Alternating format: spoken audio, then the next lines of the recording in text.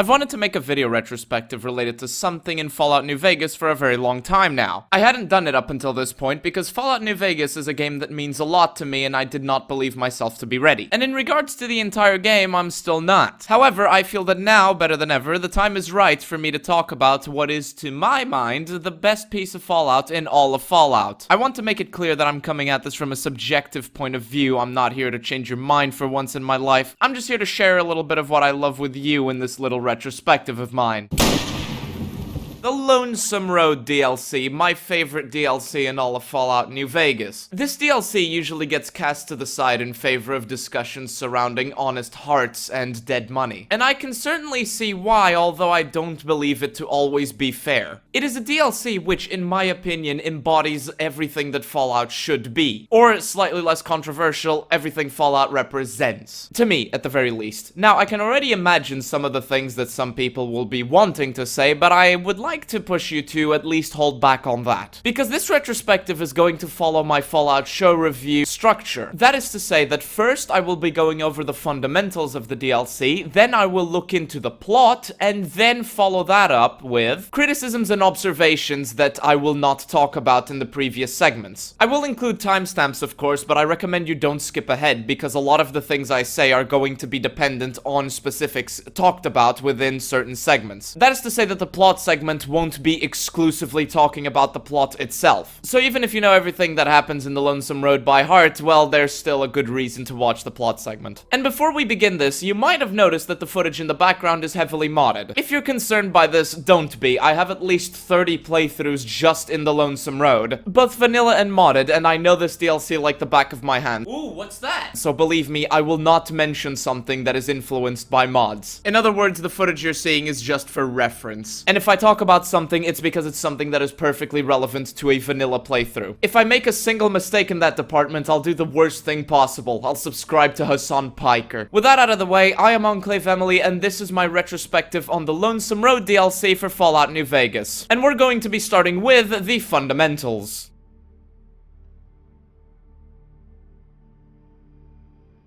Given that this was the last story-based DLC for Fallout New Vegas, a story-based game, it'll surprise absolutely nobody that this DLC acts as a conclusion before the second Battle of Hoover Dam. Its story is intrinsically tied to the base game and the other DLCs, and references found in the base game and the other DLCs. The earliest of which, if you followed a common path in the base game, is a mention of a certain mysterious courier in Prim right outside where you enter this DLC. This DLC does not take literally everything you have done into account because that would be an insane project, especially given how little time the developers had to make New Vegas and the Lonesome Road. But it seeks to account the general trend of things you have done, and if you've played the previous DLCs in order, it should feel like a bit of a conclusion to all of those, and a string that connects a lot of the unanswered questions in previous ones. As the name heavily implies, this DLC is far more linear than everything that has come before it, which, if you know about New Vegas but haven't played the Lonesome Road, should raise a few eyebrows given that New Vegas's primary allure is its freedom. Namely, the freedom to approach certain things in whichever way you see fit, coming at it from whichever angle you see most adequate. In terms of your freedom to get from point A to point B, that is heavily restricted in this DLC, so the Lonesome Road seeks to account for that by giving you more freedom in how you roleplay, specifically in what answers you give whenever you enter into dialogue. So, even though the DLC is effectively a walk from point A to point B in a straight line, there's a heavy emphasis on dialogue options and the things that you can say. In other words, there are far more options available to you when it comes to solving the problem of this DLC, some of which aren't actually that obvious. And it's impossible to find all of them in a single playthrough. Incoherence and the inability to observe your surroundings and the information you are given are heavily punished in this DLC. I'll talk about that more in the plot segment, but I will just say that this is one of the reasons I keep going back to the Lonesome Road, not just because it is a fun DLC to play, I'll get to that in just a moment, but the fact that this DLC accounts for your behavior in the general game and the fact that it also accounts for the human trait, the eternal human trait of incoherence, because remember, there is always some of that in everybody, meaning that despite the fact that this DLC is effectively a straight line, your new playthrough will not feel like the previous one. I mean, fuck, even a minor change in your build changes it enough to the point where it feels really different, despite, again, it just being a straight line. And I'll go more in depth into that as we go on in this retrospective, but I wanted to highlight it because it's important. I did also mention that this DLC is incredibly fun to play, due to the fact that it's very linear, there is a much smaller sense of exploration, there's much less freedom to explore, but that doesn't mean that there aren't some little secrets hidden here and there for those that want to take in their surroundings before actually proceeding to the next objective. There are always rewards for looking around and being creative, whether that be from extra supplies to some tidbits of lore that you just can't help but appreciate, no matter how minor they may be or how major they may be. That doesn't mean it's always handed to you on a silver platter just past an enemy that dies the second you sneeze on them. No, no, no, no, no. The DLC makes sure that if you want to find out more, which believe me, you are going to want to find out more, you have to fight for it. And it sure as fuck isn't gonna give you a hint that something is there. You either figure it out or tough fucking shit. But what is the gameplay really like? There is a far lesser sense of grand exploration, so a lot of it is going to be in combat. The Lonesome Road sure as fuck does not want a little level 5 player coming in here and just making it to the end. I mean, I suppose it's possible to do that, but it's going to be very fucking difficult. To make this a true challenge and a true conclusion to the story of Fallout New Vegas prior to the second Battle of Hoover Dam, the Lonesome Road decided to get all of the scariest enemies from the base game and shove them all in here and include 2 new ones. Death Claws, and not a small number of them, a special Death Claw, which I'll tell you about later, security robots, you know, the ones that shoot missiles from their arms, and the scariest of all of them from the base game, mole rats. Shit, somebody get Megaton on the line. But the Lonesome Road also added 2 new enemies that you're going to be facing throughout it. The Marked Men, your humanoid NPC enemy, and the Tunnelers, the little shits that I'll talk about more later on in this review, particularly in the plot segment. Both of these enemies are difficult for their own reasons. See, the Marked Men not only have an arsenal of weapons that the NCR and Legion can only dream of having, but they also tend to have comparatively better armor, and they heal when they're near radiation. So if, for instance, you're trying to snipe them from a distance, but they're anywhere near a radioactive source, such as a nuclear warhead, if you're not doing sufficient damage, they're just going to heal entirely before you can pop off another shot. And you might be wondering, why the fuck would they be near nuclear warheads? Well, I'll explain that, but let's just say that the Divide has seen its fair share of nuclear action, far more than the regular wasteland. In fact, I'll just say this, let me mention Fallout 3 for a second. Bethesda went out of its way to make Fallout 3 feel as apocalyptic as possible, and the Lonesome Road absolutely vibe checks Fallout 3 in that department. This place is far more fucked up than anything Bethesda can hope to come up with. Because the Lonesome Road isn't necessarily a nuclear post-apocalypse. No, the Lonesome Road is a nuclear apocalypse. And I speak for myself when I say that no matter how many times I play this DLC, there's always a sense of dread associated to it. As for the Tunnelers, they're basically bullet sponges. Not in the negative sense, but that doesn't mean that it doesn't get annoying how many bullets they can soak up. I'll explain that later, but it's not necessarily a negative, although I do definitely see why it would frustrate some people. That is to say that this DLC has a particular focus on the combat, and it adds a lot of weapons to it to make sure that it diversifies it enough from the base game. And I can't go too in-depth into this because I'll go more in-depth into it later, but can we just say that the vibe of the Lonesome Road is just something different? It feels like it lives up to every expectation you had when you played Fallout 1 for the first time. Or Fallout 2, in my case, but that's besides the point. What I'm trying to get at here is that the feeling of the Lonesome Road just feels different. You get immersed into it, and when you get immersed into it, you might as well be in the apocalypse. Kind of like how if you played Fallout 1 or 2 or the old games when they came out, your imagination went through the roof and you might as well have been in the apocalypse itself. The Lonesome Road lives up to that and, in my opinion, goes far beyond it. Even if you go into this with the Wild Wasteland perk, that's the perk that enables a lot of jokey Easter eggs, there is a very good chance that you will play this DLC and you will not have your immersion broken a single time. All of this to say that the Lonesome Road does a fantastic job at being a very good DLC in terms of gameplay and how it feels to experience it. However, and I wouldn't be doing my due diligence if I didn't at least briefly mention this before going more in depth into it in this retrospective, that is the stability of this DLC. Fallout New Vegas, and let's be honest here, is a very buggy game, especially if you play it absolutely vanilla. This is effectively due to how little time they had, the scope of their ambitions, the fact that Bethesda didn't give Obsidian access to the source code of the engine until months after development had started, deadlines, and the fact that there was absolutely no way to extend the development time because Skyrim would be releasing later that year and Bethesda didn't want to intrude on their precious little piece of shit. Like, oh my, okay, I'm not, no. This retrospective is not for that. It's not for that. God damn it, fuck you. But basically, you are going to crash if you play this DLC completely unmodded. It's not guaranteed, but it's highly likely, not only due to problems inherent to the base base game, but also because some areas are just completely unoptimized. Some people have reported bugs related to the NPC AI getting completely disabled, but that's actually not true in case of vanilla. That is influenced by a mod. I am not aware of the Lonesome Road NPC AI turning off in vanilla, and have never experienced it in my multiple playthroughs of the game in vanilla. There are also areas in this DLC that leak memory like an absolute motherfucker. That is to say that simply being in specific areas for too long, I won't mention it until the plot segment of the review when we get into it, but there are some areas in this DLC where simply getting to them is begging for the game to crash, especially if you stay in them for too long, or tackle the challenges inherent to said areas in specific ways. I know that this is vague, but you'll understand better later. But the bug that pisses me off the most, and I don't believe it to be exactly a bug, more of an oversight, but the bug that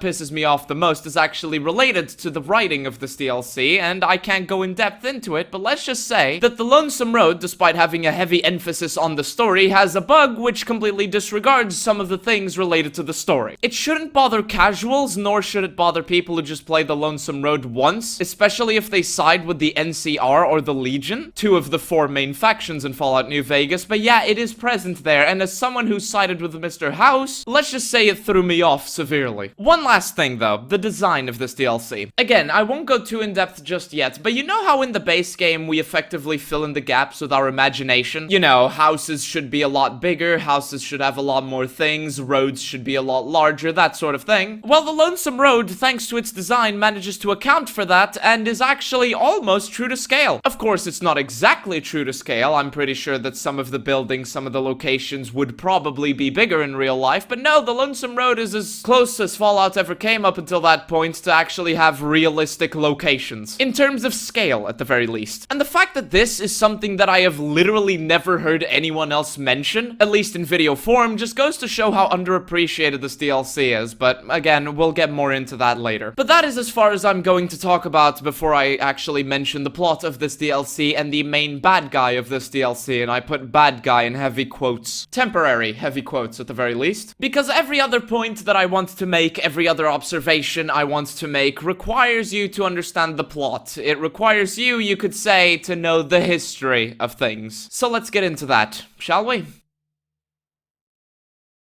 So, here's a bit of backstory before we begin. Roll with me for a second if you don't mind. I have been helping Mr. House complete his goals. I've been doing tasks for him. I have made my choice on who to support, and there is no backing down anymore. But I haven't relegated myself to just doing what House wants. I've been doing other things on the side. For instance, on the Strip, I recently helped some prostitutes gain their freedom and figured out the secret plot that the old owners of Gomorrah had against the Strip. I helped the Tops Hotel and Casino to get new talent for their shows, solved the mystery of the missing person at the Ultralux, and told some followers bitch who wanted to spy on Mr. House to go fuck herself. In Freeside, I brokered a deal between the followers of the Apocalypse and the Garrett twins to bring medicine to Freeside. I also helped some people kick their drug habits, brokered a ceasefire between the Kings, the biggest gang in Freeside, and the NCR citizens, and bullied a drug dealer into ceasing his activities with people he kept hooked. However, I haven't just been supporting Vegas. Recently, I solved the murder mystery related to a missing NCR soldier. I helped some vault dwellers escape their prison in their vault, shot half a generation's worth of chem fiends, solved the dispute between super mutants and mercenaries, and because I don't want the NCR to suspect that I'm going all in for House, I brought supplies to the Bitter Springs camp and helped figure out who the spy was that was infiltrated in Camp McCarran, incidentally saving the monorail, which House will definitely thank me for one of these days. On the road to my next assignment, I got a message on my Pip-Boy saying something about a Ulysses. I don't know who this Ulysses person is, but my map pointed me in the direction of the canyon wreckage. So I traveled there. On my travels, I took notice of the fact that my reputation seemed to be the highest with the Strip and Freeside. So perhaps this Ulysses person, if it even is a person, is interested in me because of that. Can't say I know for sure at the moment. Eventually, I found myself west of Prim on the way to the canyon wreckage where I got attacked by some coyotes. Aren't they cute? Okay, I'll stop right now. That is the setup that we have for our entry into the Lonesome Road. A DLC which, I must admit, the first time I played New Vegas, because this was right next to the beginning area, I thought I could just enter it, and I completely ignored the level warning. With our shoes tied and our guns loaded, we enter the canyon wreckage.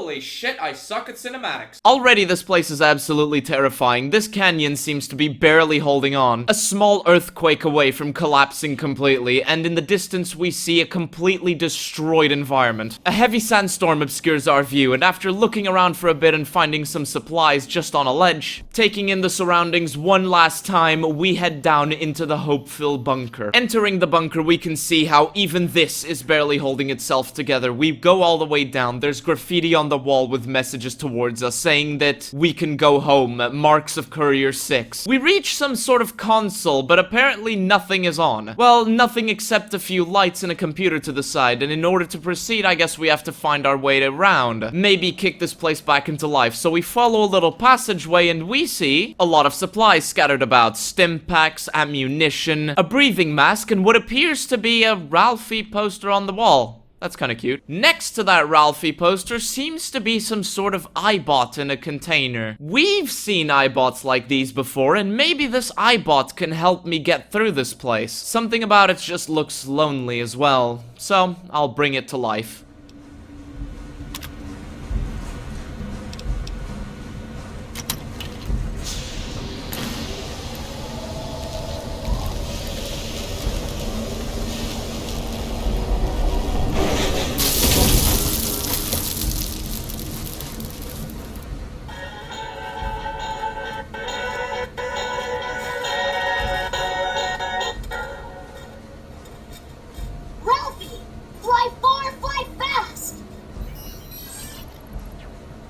The fuck is that sound you played? Some kind of memory glitch?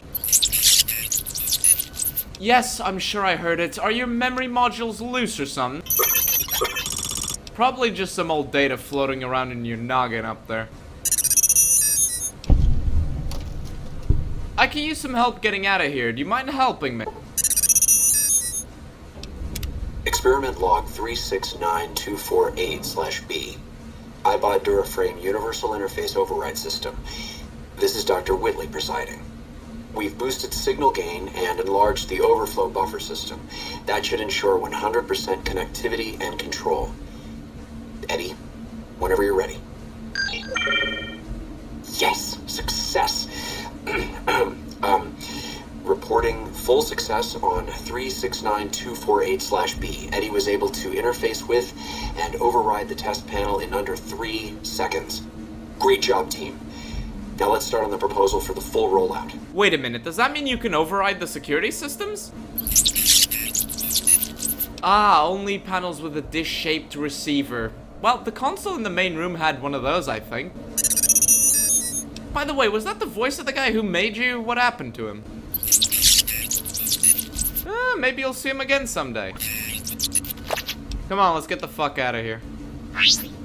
Now that we've been introduced to our friend Eddie, I'm gonna say this. He is the best character in the game, and he's just a fucking robot that talks through beeps. I won't dally as much as we proceed, I just wanted to give you an introduction, but I really just want to take a second to talk about Eddie. See, Eddie's primary form of communication is talking to you through beeps. However, since he records things that are said around him, he also communicates with you using said recordings in context. Everything he tells you throughout the DLC is either a beep or a recording, and somehow I find myself far more attached to this character than virtually all characters in this entire game, and quite literally every single character in any Bethesda Fallout game. And what he says is, in some sense, dictated with whichever dialogue option you select. We have just met him, and I can already get a clear picture of his backstory just with his beeps and that recording he played. What I'm trying to say is there's a lesson to be learned here for anyone that wants to make an RPG. Anyway, Eddie unlocks the silo blast doors, and we see a fucking nuclear missile just sitting here. This entire silo has just come to life, probably for the first time in over 2 centuries. But there is reason to believe that it's been functioning all this time. We see iBots maintaining the missile, fulfilling a program that nobody has any use for. Well, almost nobody. Maybe I'm reading too much into it, but they are blissfully unaware of the fact that they have become completely irrelevant, but they keep going on like nothing changed. Before we continue, I just want to point out that these maintenance iBots are proof of how much the developers of this game actually cared, how much the writers thought about about what they were writing. Because the question might have popped into your mind, how the fuck is this missile still operational this entire time? How the fuck is this facility not completely broken down? Even more than it already has, and the answer is quite simple. Those iBots over there are doing maintenance on this place. They're performing maintenance on the missile, making sure it still works. And does the missile actually still work? Well, it's possible, but it's little details like this that make Fallout New Vegas so believable in every sense. To a casual player, they might just be fluff. Some people may not even notice they're there, but their presence effectively guarantees that anyone who looks any deeper can see the reason for things being as they are and not be sucked out of the experience. Hell, even if you've never explicitly thought about it before, it's likely your subconscious detected it in some form. And now you might be thinking, well, how the hell do those iBots still work? And though we haven't seen it yet, to prevent this video from being 5 hours long from me going into autistic detail, I'll tell you the answer. They self-maintain. Dedicated repair pods allow them to operate long after their expiry date. And the maintenance iBots, in turn, repair the repair pods. I want to run a little experiment with you, dear viewer. Even though I will make a lot of observations, these little details that I just mentioned here with the iBots, I might mention things of the sort in passing, but I'm not going to explain them to you. I'm going to let you notice by yourself. Because, and I'll be completely honest, I am not a total spoon feeder, and I want to involve you in the process of discovering these things and thinking about it. Humor me. Should be fun. Anyway, we move forwards down the hallway, and we see a broken iBot containing an upgrade module. We can find these throughout the Lonesome Road and upgrade Eddie along the way. Even with all the maintenance bots, this place is falling apart. But still, there's goodies along the way if we bother to search. Anyway, we go up the stairs and,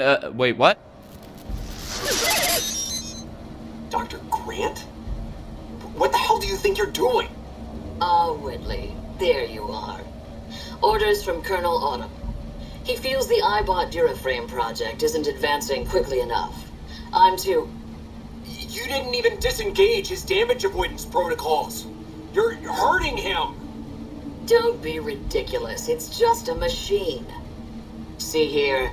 I've already increased the navigation system's efficiency by 65%. Get the hell out of here! Fine, Whitley. It's your lab. At least until I tell the Colonel about this. Doc Whitley really cared about you, huh? I'm sorry, Ralphie who? And who the fuck is General Winters? The recording also mentioned a Colonel Autumn, I think? You know, this Dr. Grant sounds like a war crime waiting to happen. What? Did you kiss your mother with that mouth, Eddie? Yeah, Eddie, I know, it's a terrible story, but we really need to keep moving. Colonel Autumn, where have I heard that name before? Anyway. Moving up, we see some security systems. They're still operational, but we can use this little control panel over here to disable some of them. Moving up, we see some flayed people who seem to have been executed quite violently. Where have I seen that armor before? It doesn't matter, I'll just think about it on my way. This missile looks remarkably dangerous. Oh, shit.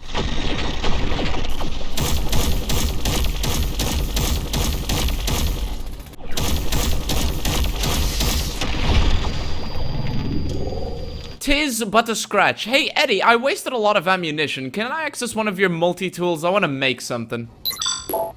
Alright, thanks, G. We enter this little command room here, and we still see the corpse of an officer all this time later. I wonder how they haven't decomposed. Perhaps there's something else that we're not figuring out here. We find some codes, but decide against using them for now, and we see a turret over there that seems to have been disabled. Maybe we can enable it again, but, no. Unfortunately, we're too stupid to figure out how to turn it on. I mean, fuck it, whatever. It's not like we even need it. Hey, Eddie, can you activate this thing over here? Alright, thanks, Eddie. Now we just wait for everything to be done. Oh, God, son of a bitch! Degenerates like you belong on a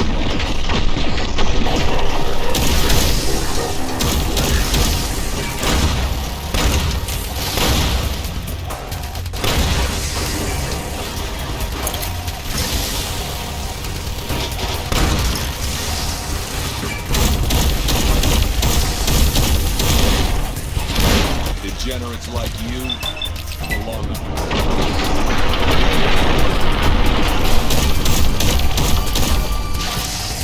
Degenerates like you belong on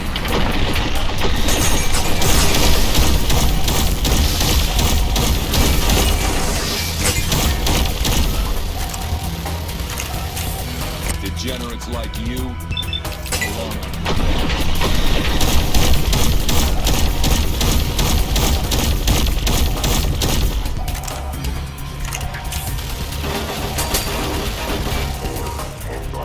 Degenerates like you belong on a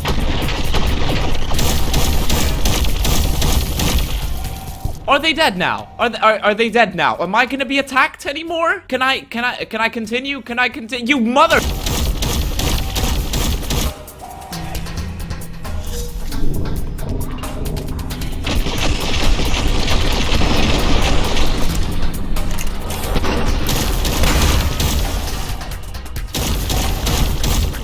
Degenerates like you belong on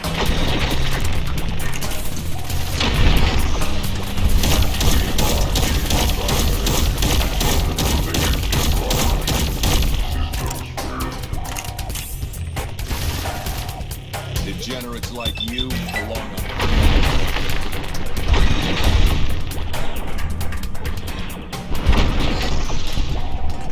With that taken care of, we see more of the filleted people. Again, I swear I've seen this armor before. I can't exactly recall. More messages on the wall addressing us, but I guess the only way to go is forwards. With the silo bunker behind us, we enter Hopeville. Taking your chances coming here. Just like bringing the Lord of Vegas his tribute, bending your knee to old world ghosts. Zoinks. You and that chip deserve each other. 29 less coins than other traitors have carried, if history's true. Now see the road the old world paves, and what the light of New Vegas promise, if they haven't blinded your eyes. This is Ulysses, our main antagonist for this DLC. I had a bit of a dilemma while preparing for this retrospective / review because this guy talks real fucking slow, but at the same time, everything he says can be dissected and picked apart for hours. Throughout the Lonesome Road, you'll see as we go on, he interjects and talks to you through Eddie, trying to get you to question yourself and questions your actions depending on who you're supporting. As you saw there in that introduction, I am supporting House, so he referenced that when introducing himself. He is, or rather was, Courier 6. He was the one who was originally supposed to carry the platinum chip to Vegas. But he was following us around for so long that he decided to give up that job when he saw our name on the list. He warns us of the dangers ahead. He warns us of the fact that all the wreckage that we've seen so far and that we're going to see were caused by underground detonations, and explains that the unique circumstances this area finds itself in are what created those filleted men. They're actually the marked men, who heal by being close to radiation. There used to be both NCR and Legion. That would explain the armor. He refers to the NCR and the Legion by their symbols, bear and bull. I know what you want to say, just hold on. He is a legitimately interesting character, and it's always cool to come back in a different character, doing a different run with different builds. It's just to see what he says about you, his perspective on things, or how he reacts to a different kind of courier. That's you, in case you haven't played Fallout New Vegas. He is really cool, but at the same fucking time he talks so slow it's actually unreal. It's not just a problem of him talking slow, it's the fact that the engine has to load up different voice lines, which causes this massive delay between every line he wants to say, and honestly, this is something that turns a lot of people off. It's not that he never shuts up, it's the fact that the game working the way it does because it's working on Bethesda's shitty Gamebryo engine, means that if you write a character that naturally talks slower, think Harold from Fallout 3 and Oasis, just leads to interactions with him taking far longer than they really have to. And it's a shame because he's definitely the kind of character that more attentive players will want to listen to and want to inquire about. As we proceed, when we have interactions with him, I'll just play the most vital bits of information that he gives us, and I'll just leave the rest for you to find, because what he says here is going to differ from what he'll say to you in your playthrough. Even the most vital pieces of information change based on the path that you're doing and your behavior, so, you know, it's not exactly like I'm spoiling everything he says. So, Ulysses, I want to find you. What do I do now? Who are you who do not know your history? You came all this way for answers. Only currency I have. Nothing else to be gained. Could turn around, walk away at any time. If history matters to you, you'll need to earn it. Any laws of mine, I have already cast away in the divide. They're lost to you. For now, find the trigger for the warheads buried in Hopeville. Use it to keep moving and keep alive. The divide will send its worst against you. It may break you. We'll see if you're stronger. Road gets rougher from here. Courier left marks for you. Colors will tell the way if you're smart. They'll lead you to your home one more time. Lead to the ending of it. Maybe remind you why you wander.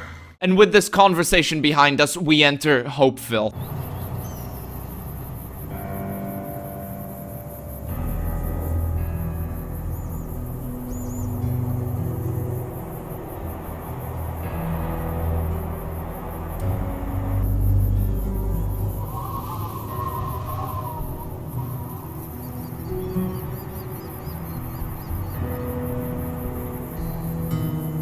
We haven't even looked around for 5 minutes and there's already a nuclear warhead by the looks of it just sitting there? What the fuck? Some sort of derailed transport or something. There's no time to think about that. We should probably look around here. This place looks incredibly dangerous. Of all things broken down here, our vision isn't one of them. We find a gate, we open it, and inside one of the containers just sitting there among the wreckage, we find a Ulysses log, some sort of recording. Something about this feels very important, but there's no time to listen to it now. We put it in our pocket and we scout ahead, and good thing we do because we find a sentry detachment of marked men like the ones Ulysses mentioned. But the only way is forward, so we only have one choice here.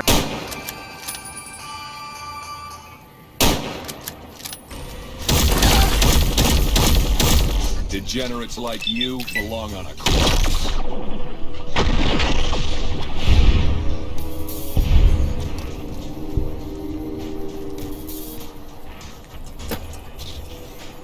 Now that they're taken care of and our minds are a little clearer, we realize that we could have snuck past them if we had sufficiently high sneak. Perhaps there was an alternative route that we didn't realize. Well, too late now. After clearing another building of marked men, just above where the sentry detachment was, we find another upgrade for Eddie and an auto dock. It's important to keep an eye out for these, but still, we're gonna need a hospital supply of stim packs regardless. We also find a commissary, which functions as our shop for this DLC. There was one where we found Eddie, but I didn't make a note of it. I thought it would be funny because a lot of people never notice that there's one right next to where you find Eddie, but you know. Allow me to very quickly comment on these things because they're fucking funny. How do they work? I don't know. I'll leave you guys to theorize in the comments below, but I've always found the idea of this thing funny. Imagine being a local of Hopeville and wanting to buy something from this thing and having to sit there for an hour slotting caps one at a time. It's just like, hey dude, you have, you know, 50 rounds of 5.56? Yeah, I got you, bro. Just give me like 3 hours. Anyway, seems like there's no more marked men, so I think now is a good time to listen to this log.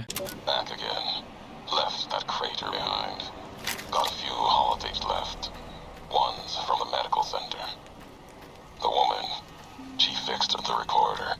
Said it wouldn't last. Repayment for me, fixing her. She doesn't like debts. Can respect that. Payment enough. Just to hear someone who believes in the Brotherhood of Steel. Not Elijah. Different view. Same madness. She answered me on their philosophy. Their way of seeing. The roads they walk.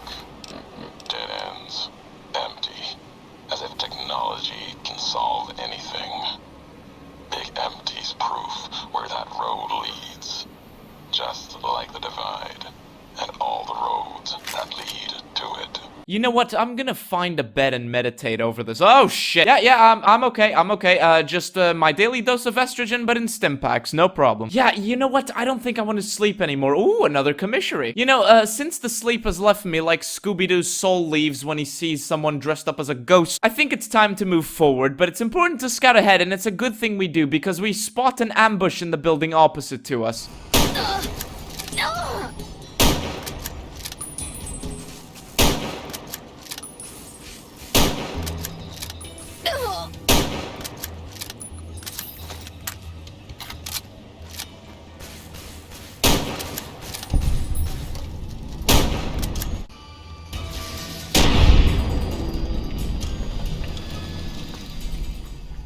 Okay, with that taken care of, I think it's pretty safe to move down now. So we move down from the building, we look up, and is that a rocket launcher? After, dispatching the rocket launcher with no damage taken, we move up the building and find some supplies from the marked men. Among them, a red glare that shoot rockets. Oh, rockets, red glare. Are the bombs bursting in air or something? That's really smooth. It's giving us proof through the night that our flag is still there. At the top, we find a laser detonator. This could come in handy. And what the fuck is that behind us? Seems like a marked man ambush. Bombs in the air. So let's get our revenge on these marked men for the jump scares they've been giving us.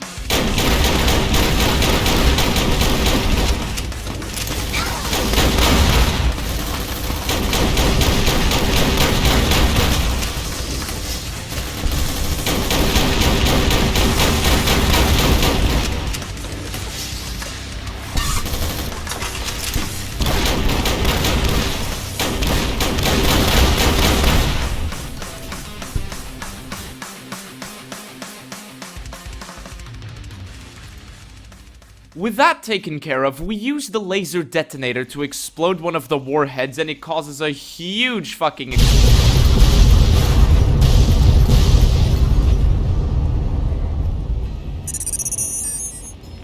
Wait a minute, Ulysses said something about the marked men healing from radiation. We might be able to use this both for traversal and countering the marked men. Let's keep going. There's another marked man camp, but by now we're starting to figure them out. So we take care of them, and there's a lot of repair stuff in here. That's very handy. Moving forwards, we run into another marked man camp right next to a nuclear warhead. They're already on us. We can't quite get the angle on the warhead, so the best chance for us is to move them away and chip away at them, doing damage when we can.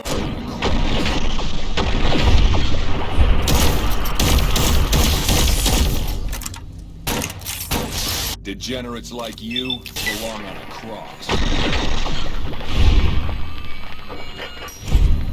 After taking care of the marked men, we find a key. I wonder what this could be for. While we look around, let's talk about this general area. Hopeville is not a big area by any standards. It's a smaller zone than a lot of the locations in Fallout New Vegas and in the DLCs. Yet somehow, and don't ask me how they managed this, it just doesn't feel that way. Maybe it's because of the scaling of the buildings, roads, houses, wreckage, and so on. You know what? I don't know. What I do know is that it conveys the feeling of apocalypse and post-apocalypse at the same time. It's really hard to explain. While looking around, we find a gated area. Seems like the marked men keep their stashes here, and we also find another of Ulysses' logs. Seems like the marked men found it. Well, don't mind if we do, and don't mind if we listen to it. It might be important. Emptiness here, like the sands of the Great Salt Lake, echoed, the beating in the divine sky, like storm drums of the White Legs. Ran with them on the salt beds at Caesar's command. Cut the throats of the two-headed bear, cut all communities off. Use storm, sky, disease, fire, starvation, and the violence of the ignorant to ruin all who could. Might stand against him. But the White Legs, they couldn't live on their own like most scavengers.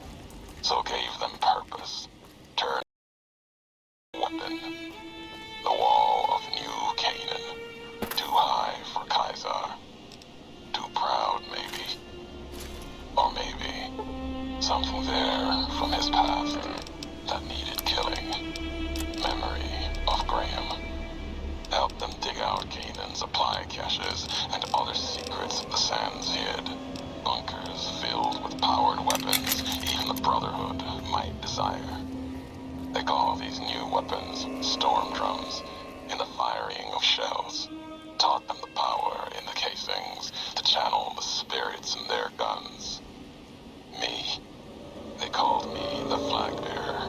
Glory in my hand, in my staff that still bore the weight of the old world, just as the symbol on my back did.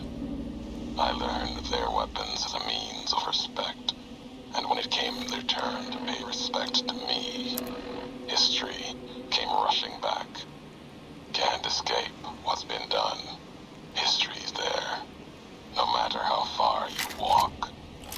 You know, a picture of what Ulysses' story is starting to take shape, but it's still too vague. Still, there's tidbits of information there that might be useful later. Anyway, our path is blocked, but there's a nuke there. We have to keep in mind that where there's nukes, there's marked men. With that in mind, it's just a case of taking up a position and getting ready.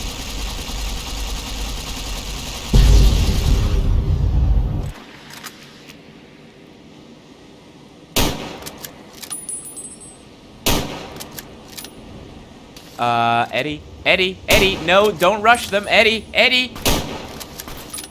Oh shit, there's more.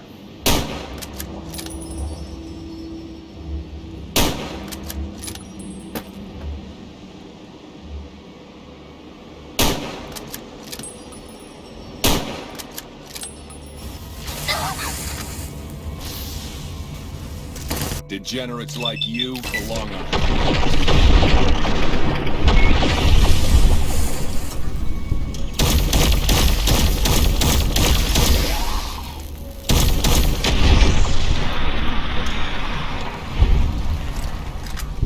Oof, taking a breather, we look around their stashes and we find some supplies. But we have to keep going, it's getting dark already and we can't afford to wait any longer. The way forward is blocked by a nuclear warhead, but by now I think we know what to do, don't we?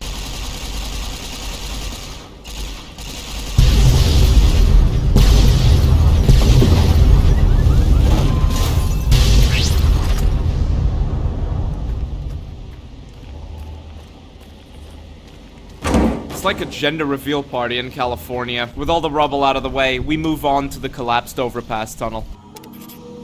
I don't believe it. Grant actually went to Colonel Autumn and got approval for her damn efficiency guidelines. All experiments will be carried out with the test subject fully active to reduce iteration time. It's barbaric. I've explained this to the Colonel. Just because the iBots don't have true AI doesn't mean they're just machines. I guess results are all that matter around here. Forget things like ethical procedures or humane treatment. I'm starting to have serious misgivings about leadership around here. At least I've got you to talk to, huh, Eddie? Whitley was really protective of his iBots, huh? You know, he sounds more like a father than an inventor. I bet he tried to change things. He doesn't seem like the kind of guy not to try. You know, I can't believe they'd approve that. I have met enough iBots to know that they're more than just machines. Yeah, I can see why you left. Come on, Eddie, let's get moving. We still have a long way to go.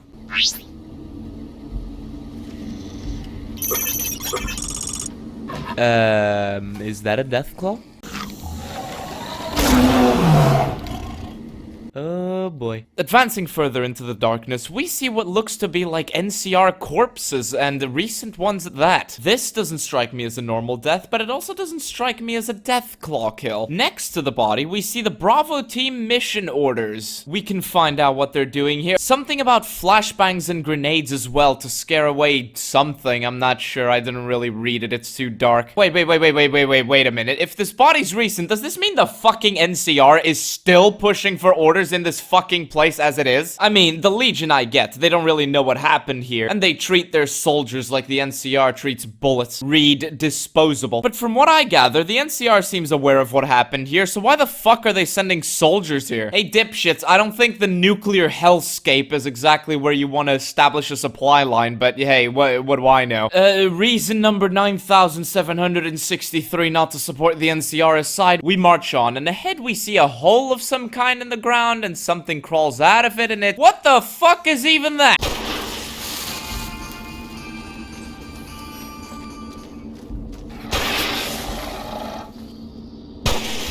Every second, more and more of them emerge from the ground, and something tells me that shooting bullets at them is like trying to donate money to a casino for charity. So we use the flares and run past them, but even this has its problems. There's so many of them, the flares don't cover it. So we run to the nearest exit. This is our only option, and— holy shit, dude, that is the last time I play the Lonesome Road with the film deck fucking filter. I can't see shit in this place. I get that I haven't played this DLC in a couple months, but I know this DLC like the back of my hands, and even I got fucking lost. Like, jeez, the shit I do for my viewers. As we're about to be overwhelmed by the horde of tunnelers, we see a hint of light from outside, and we take that, following it like our life depends on it, because much like our last ship at Gamora, it very much does. And with that, we escape the overpass tunnel.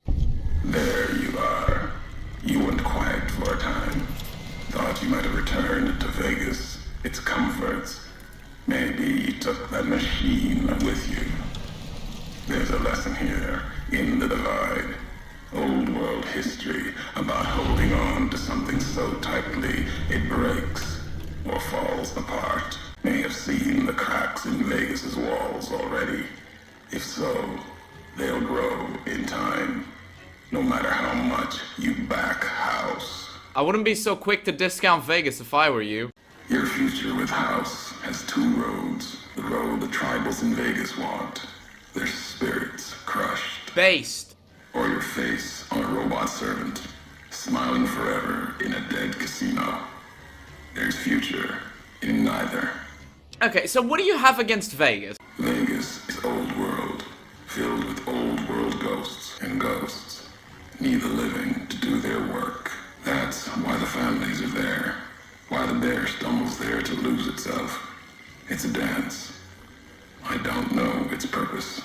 You've seen the wall. It's what's inside that worries me. Look, you can worry all you want, but Vegas is one of the safest places in the Mojave. It gives me hope. The blue of the Mojave skies isn't like the rest of the world. Don't hear a Geiger ticking there. More to fear from predators than rats. The city, the whole Mojave, wasn't hit by bombs. In my call, Vegas would be one of the first pieces of the old world to burn. Someone protected it. Wasn't chance, wasn't luck. Something larger.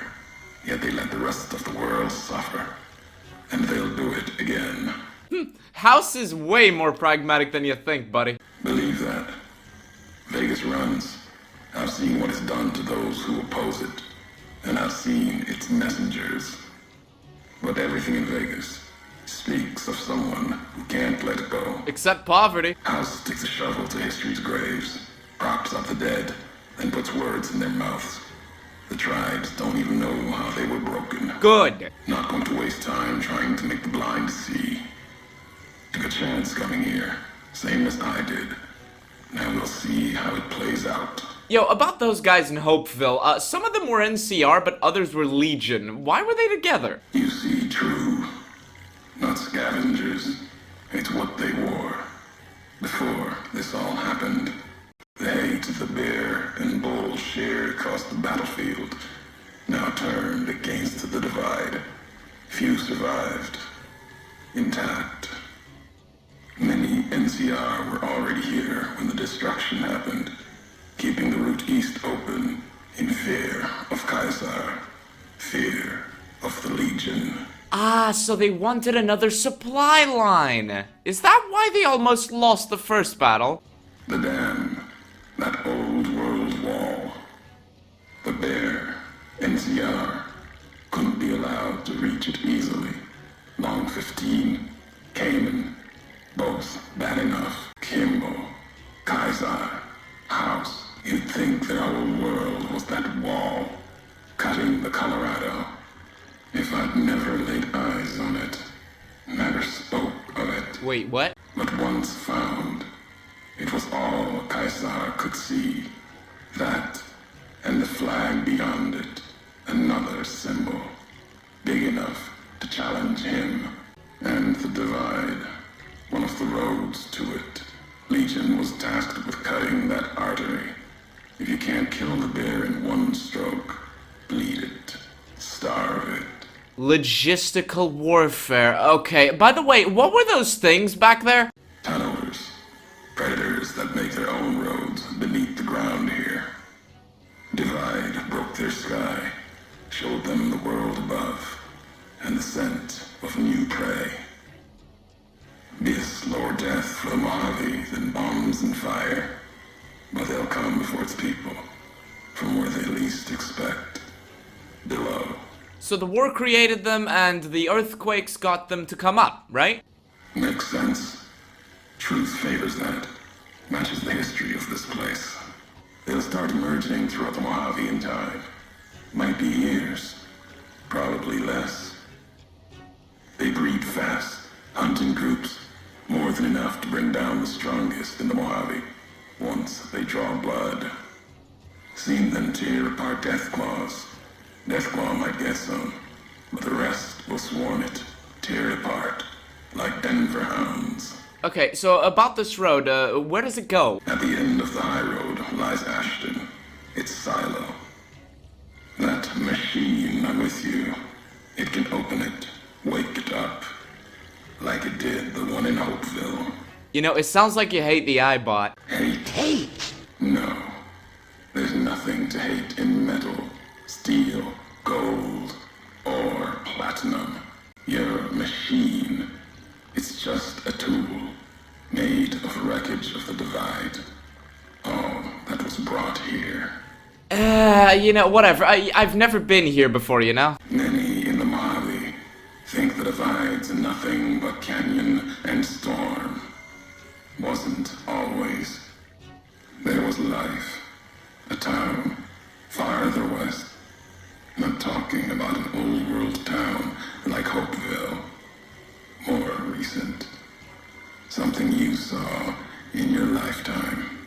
Took a courier to make that road. You. Back then, you saw the road with eyes facing east. This time, the Divide's in the other direction. And if your eyes try to make sense of it when you reach it, home's not what it was. So you're saying I walked home from here, west to east? All roads lead back to one's home. Not your birthplace, maybe, but home. Home isn't where you were born into this world. You taught me that. Part of your message, whether you meant it or not. You were the only one willing to make the journey to and from here. A hard road. Kept the land before the Divide alive through seasons, storms. Can't have been just a job. Was something more to you. Don't feel for a place that hard unless it's home. You're wrong. I've never been here, dude. I don't know what the fuck you're talking about. Wrong. No. I know the truth of it. It was you walking that road that kept the Divide alive. It grew from what you did. NCR saw the worth in that road you made. Staked a claim, whether it was wanted there or not. True elsewhere in the Mojave. And where the bear tries to cling to life, the Legion comes, bearing messages. Some brought by blade, others by couriers. You knew what was coming, as sure as I know for you. This time you carry the burden. Walk west into the sun, and keep walking until it dies. There, I'll be waiting. Okay, so things are starting to make more sense, and with that, we move on to the high road.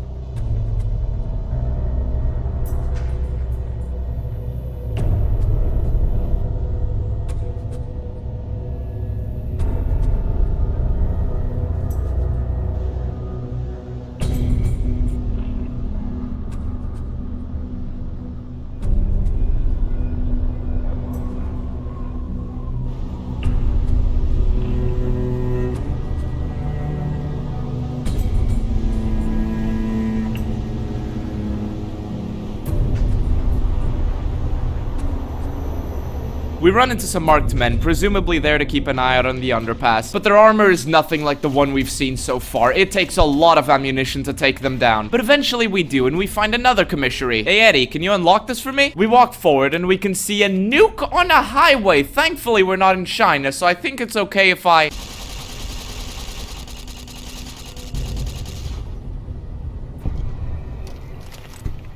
And we killed a marked man. Nice. We move up into the collapsed apartment building. Maybe we can get a better vantage point. We just have to... You son of a... Moving up into the collapsed apartment building, there seems to be what looks like a camp. Whoever was here before the marked men move in was a scout of some sort. There's also another Ulysses log up here. Let's find out what it says. Big, empty. There's something hidden there. A crater. Past wind and sand. So deep in the desert, there's no turning back. Finding the crater was an accident. Was following the weather patterns. The divide sky torn like that. Man's violence, not nature's. That violence in the sky had a source. Tracked it, like following a river current. Left the colors to mark my way, like always. In case someone finds them, learns the pattern. The courier might. But I thought sand and wind would never end. Came to the crater. And there was an old world facility. A weather station at the edge. Still raking the sky with electricity and generators. And beyond it, saw the rest of the old world hell there. All carved up like garden plots. Had to see what was there. Couldn't leave it be. Things asleep in the big empty. The Brotherhood woke them up. Can't move quiet any more than the two-headed bear can. And when they woke up, it was like all of history waking up at once. Almost didn't make it out. Almost. Left with answers I never intended. So Ulysses has been to the big empty, huh? Something about it left him traumatized as well. What answers did he get, I wonder? Well, no real point in thinking about that now. We move back down and we see some death claws in the distance. Thankfully, they're right next to another nuclear warhead, so I think there's a way we can dispatch them from a distance.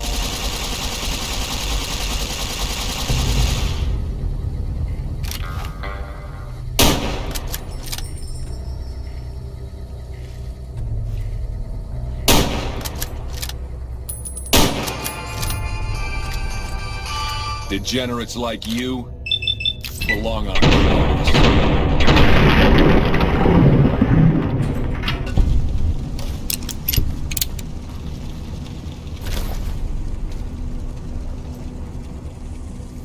With that done, we look around and Jesus, dude, this place really is a mess. It was already not a good idea being here. It's even a worse idea staying. So we move forward, and on the way we see a destroyed vehicle. There's probably a lot of really good loot in there, along with hugs and kisses. I'm not going in there, though, because time constraints, of course. We see another death claw in the distance, but once again, we can get the jump on it, so we dispatch it with relative ease.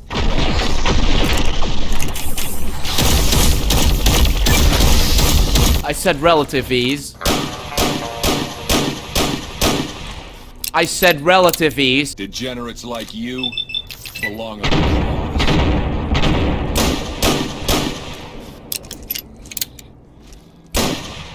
I said...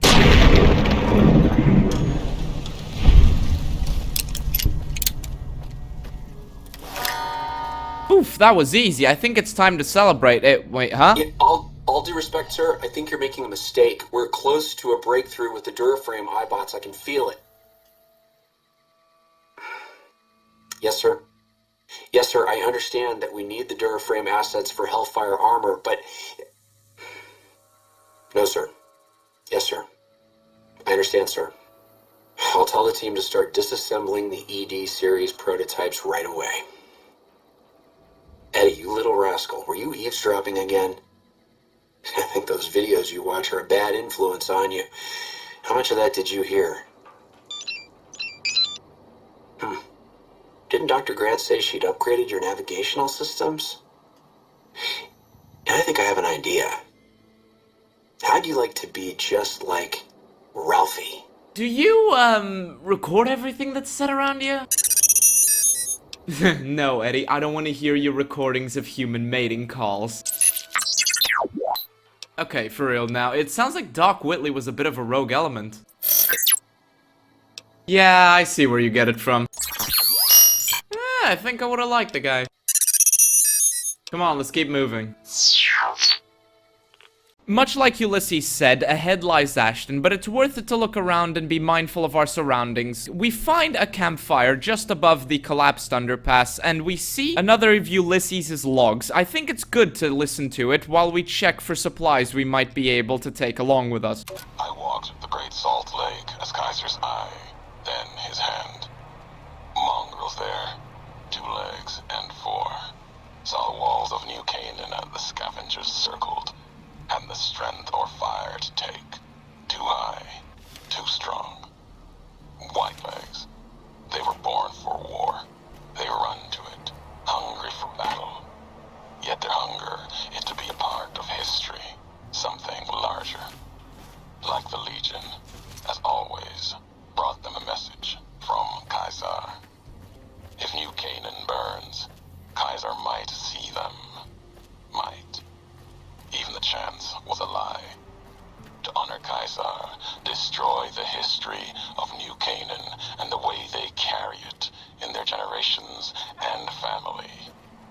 Kaiser respects such strength, I told them. That was truth. Even if strength wasn't the word. Obedience. You must be willing to kill anyone. Children, mothers, the weak, elders. If these New Canaanites value the generations, that is what you must kill. It was like Wolpus was speaking through me. Use the night, silence, and fire to change their words to please the screams. No need for bombs when hate will do. I asked the White Legs to destroy a people with ancestry going back thousands of years. Another death of history, lost to time. The New Canaanites. They supplied medicine, food traded with others. Civilization, a hand from the past, not history. But maybe a past deeper. Farther than that to a place where this God really exists. If so, his handiwork and people belong elsewhere, not in this place. Another symbol like bear and bull, with no meaning in the present. So wait, it was Ulysses that was responsible for the burning of New Canaan? If we've played Honest Hearts, we remember New Canaan and we remember Joshua Graham. Seems that Ulysses is far more dangerous than even we thought, even if he doesn't realize it himself. We already know that Ulysses values history, symbols, meanings, so the constant involvement in the destruction of all three probably broke him on the inside. I think it's probably a good idea to be mindful of this next time we interact with him. We move forward, ahead lies a marked man camp, and is that a chainsaw?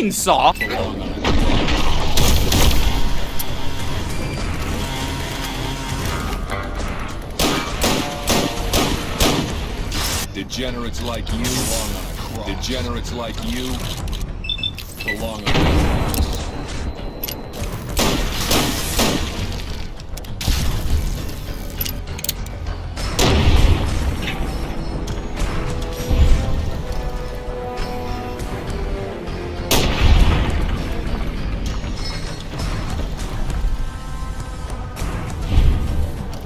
After spending enough ammunition to make Colonel Shu blush, behind a lot of boulders we find a lot of goodies that are gonna come in handy, including flamer fuel, which we'll be using soon enough, I suspect. Looking around, it really seems like these marked men took down this Deathclaw, but not without losing some of their own. If surviving here is a struggle even for them, then I dread to think what it would be for literally anybody else. We continue walking further. Our way is blocked, but there's a console that might open the door. Hey Eddie, can you unlock this console? Thanks, G. Hey, what a weird security system this is. I wonder what this does.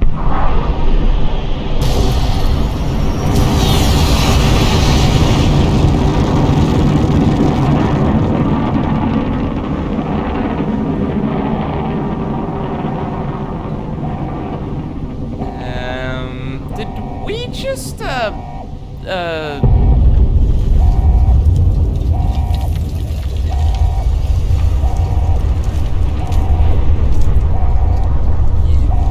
I I'm sure it's fine, right? Look. Go back a second. Just go back a fucking second. Why is it that the only way to move forward was by launching a fucking nuke? This is the kind of confusing game design that I'm used to in modern Bethesda Fallout, but not here. I am very sure that there's some sort of lore explanation to explain why the fuck we had to launch a nuke in order to proceed further. But for a game that is so good about giving players options, I am just kinda shocked that most players who will want to prevent the nukes, or at least don't have any incentive to launch nukes just yet. I don't know, it might change, but I am a little bit shocked that we have to launch nukes. Just think about that for a moment. We have just been witnessing the consequences of nuclear devastation and have been informed that because of the earthquakes caused by underground detonations, the tunnelers are now emerging and have a very good chance of crossing into the Mojave. As such, the average player and those that are paying the most attention have, unless they're bad karma couriers, the most intention not to want any more nukes to fly. And yet, we are forced to launch a fucking nuclear missile just because launching it somehow unlocks a fucking door. Is it any wonder that people have already made mods specifically to prevent this exact thing from happening? Because it's jarring as fuck, and then our character is going to get lambasted for it. I'm willing to bet that our character is going to get lambasted for it. Ulysses is probably watching us from somewhere. Like, if the developers really wanted you to have this nuke launched, which of course they did, this unlocks an extra area, which most players will visit once they finish this DLC. But come on, if you really wanted this nuke to be launched without blaming the players specifically, why not make it look like there was a glitch in the console when Eddie was trying to unlock it, and perhaps a robotic voice saying error a couple of times? At least there, you would have had the excuse. You could have just played it off. And look, I'm focusing so much on this because this DLC is damn near fucking perfect. And though there are problems I haven't highlighted yet because I've reserved them to part 3. Props to you if you've been paying enough attention to notice them, but this one is just so jarring and so, like, random and so restrictive in terms of player freedom that it just fucking annoys me. Another way you could have fixed this would be by having a, like, small crack in the wall that you could squeeze through, so attentive players would at least be able to say that they weren't forced to do it. Anyway, as we regain our composure and feel the heat resulting from the air burst, and as we adjust to it... Good. You're back online. Listen to me, Eddie. If you stay here, they'll dismantle you from parts. You have to go now. I've uploaded destination coordinates for our outpost in Navarro into your system. I want you to go to the Enclave there, okay? You understand me? It's gonna be a long journey, my little friend. You'll have to fly very far and fly very fast. Can you do that? I know you can. Be careful out there, Eddie.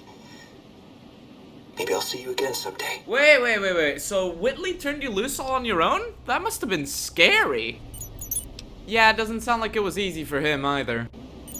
Hey, come on now. I'm sure he's proud of you for making it this far.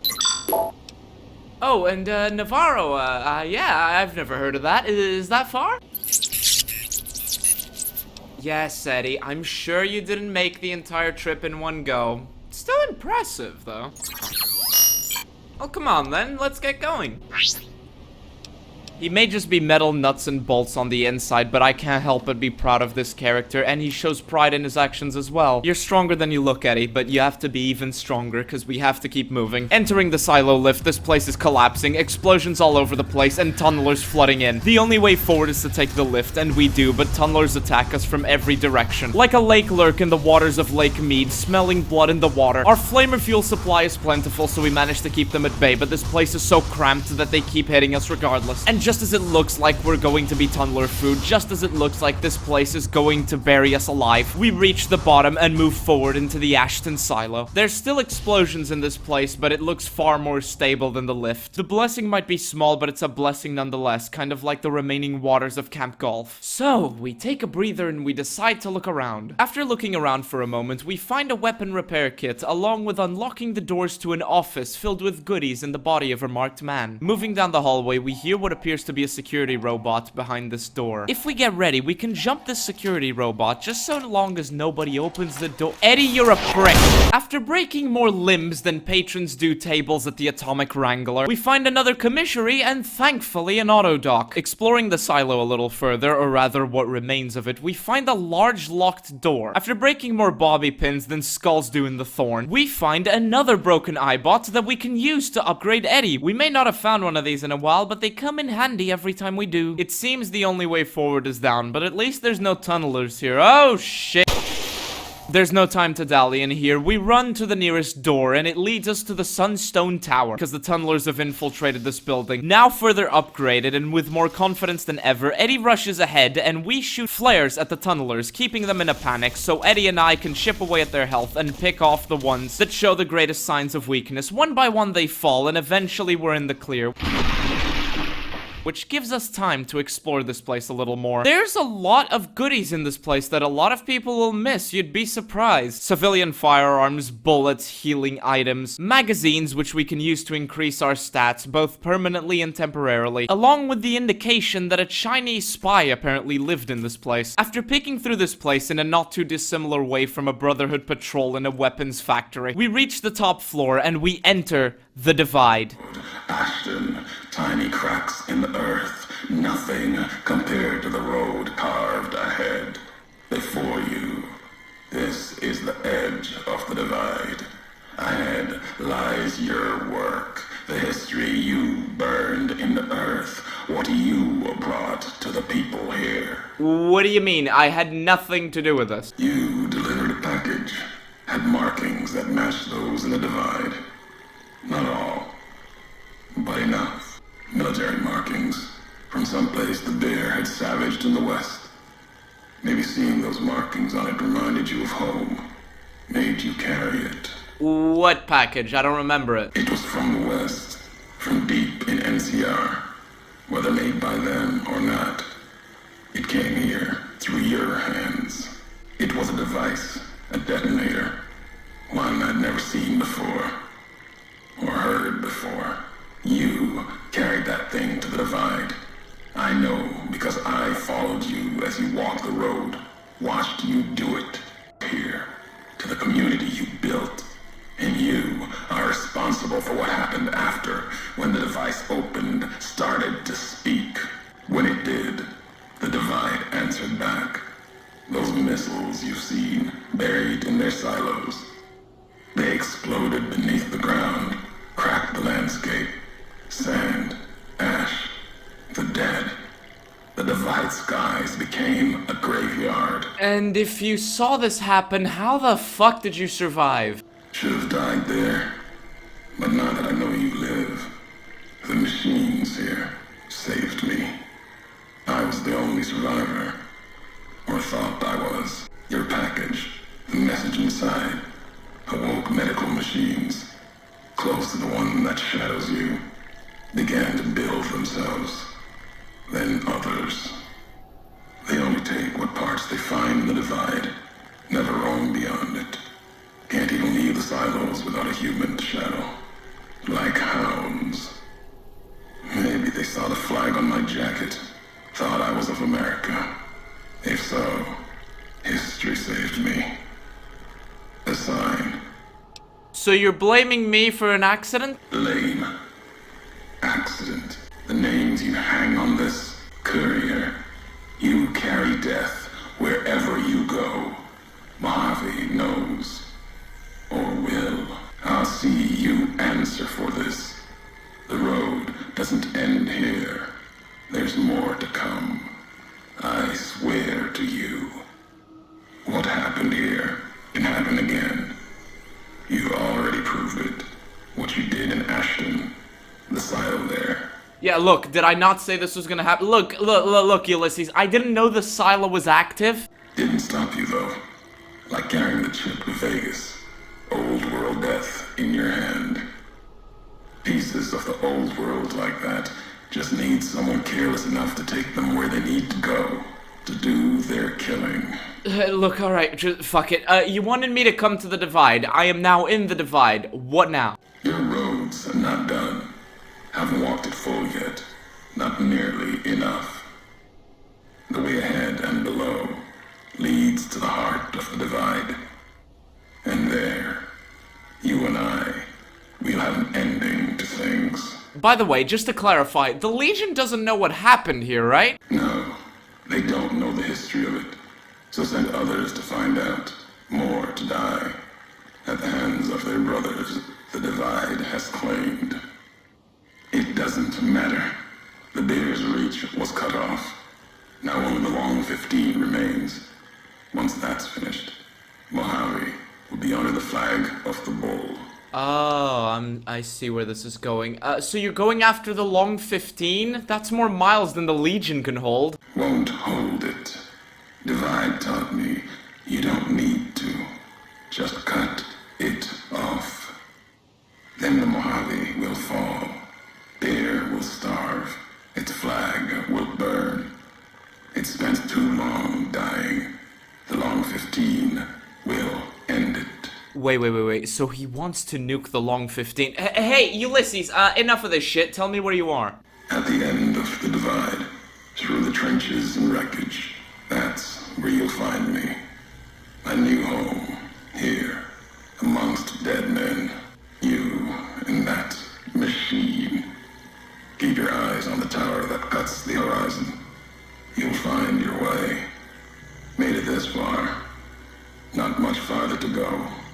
So now we know the truth. Ulysses wants to use the nukes here to bomb the Long 15, the lifeline of Vegas and everyone in the Mojave. We have to stop him, but the way ahead is dangerous. There's flares shot up into the sky. We found a marked man stronghold. We have to snipe them from a distance, but if we want to do any damage at all, we have to get rid of the nukes first.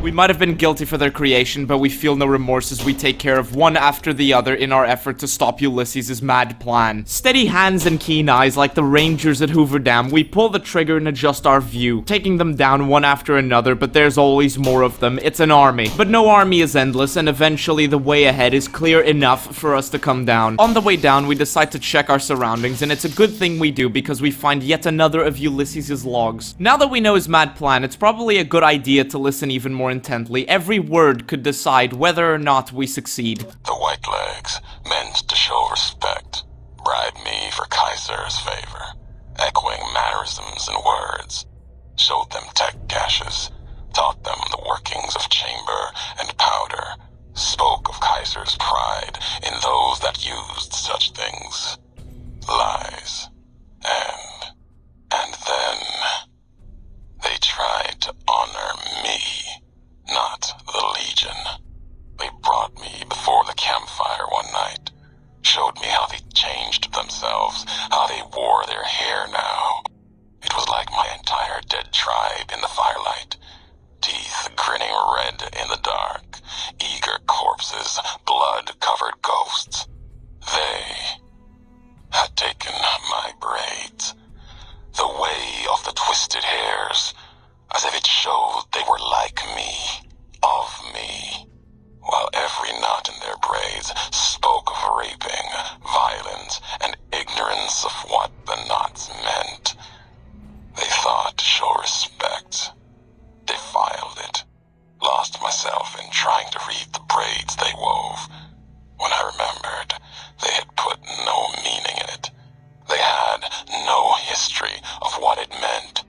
They didn't even know the insult in the twists, knots. And dry wells came rushing back. The Whitelegs circled like that.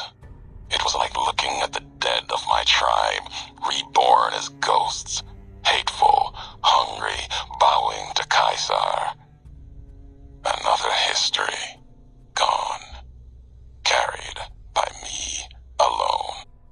So the White Legs took its history and corrupted its meaning. Can relate, Ulysses. Can fucking relate. Armed with this information, we're starting to get an idea of at least something we can try to get him to at least back down. We need to keep moving and, what? Dad!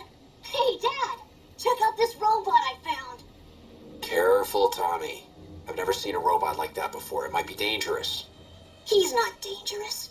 Look, he's hurt. Can we take him home, Dad? Maybe Mom can fix him. I don't know, son. What if someone comes looking for it? Please? He looks so lonely. Maybe if Mom fixes him, he can help her out around the garage. All right, boy. But if he breaks anything, it's coming out of your allowance. Yay! He'll be just like Ralphie. Only this one's not a toy. Ah, sounds like that kid really liked you. Why'd you leave? Was it worth it, though? You still haven't made it to Navarro. So, where did this happen? Elena, what? You're making that name up, Eddie. What's a Chicago? Come on, Eddie, let's get moving. Eddie really has been through a lot.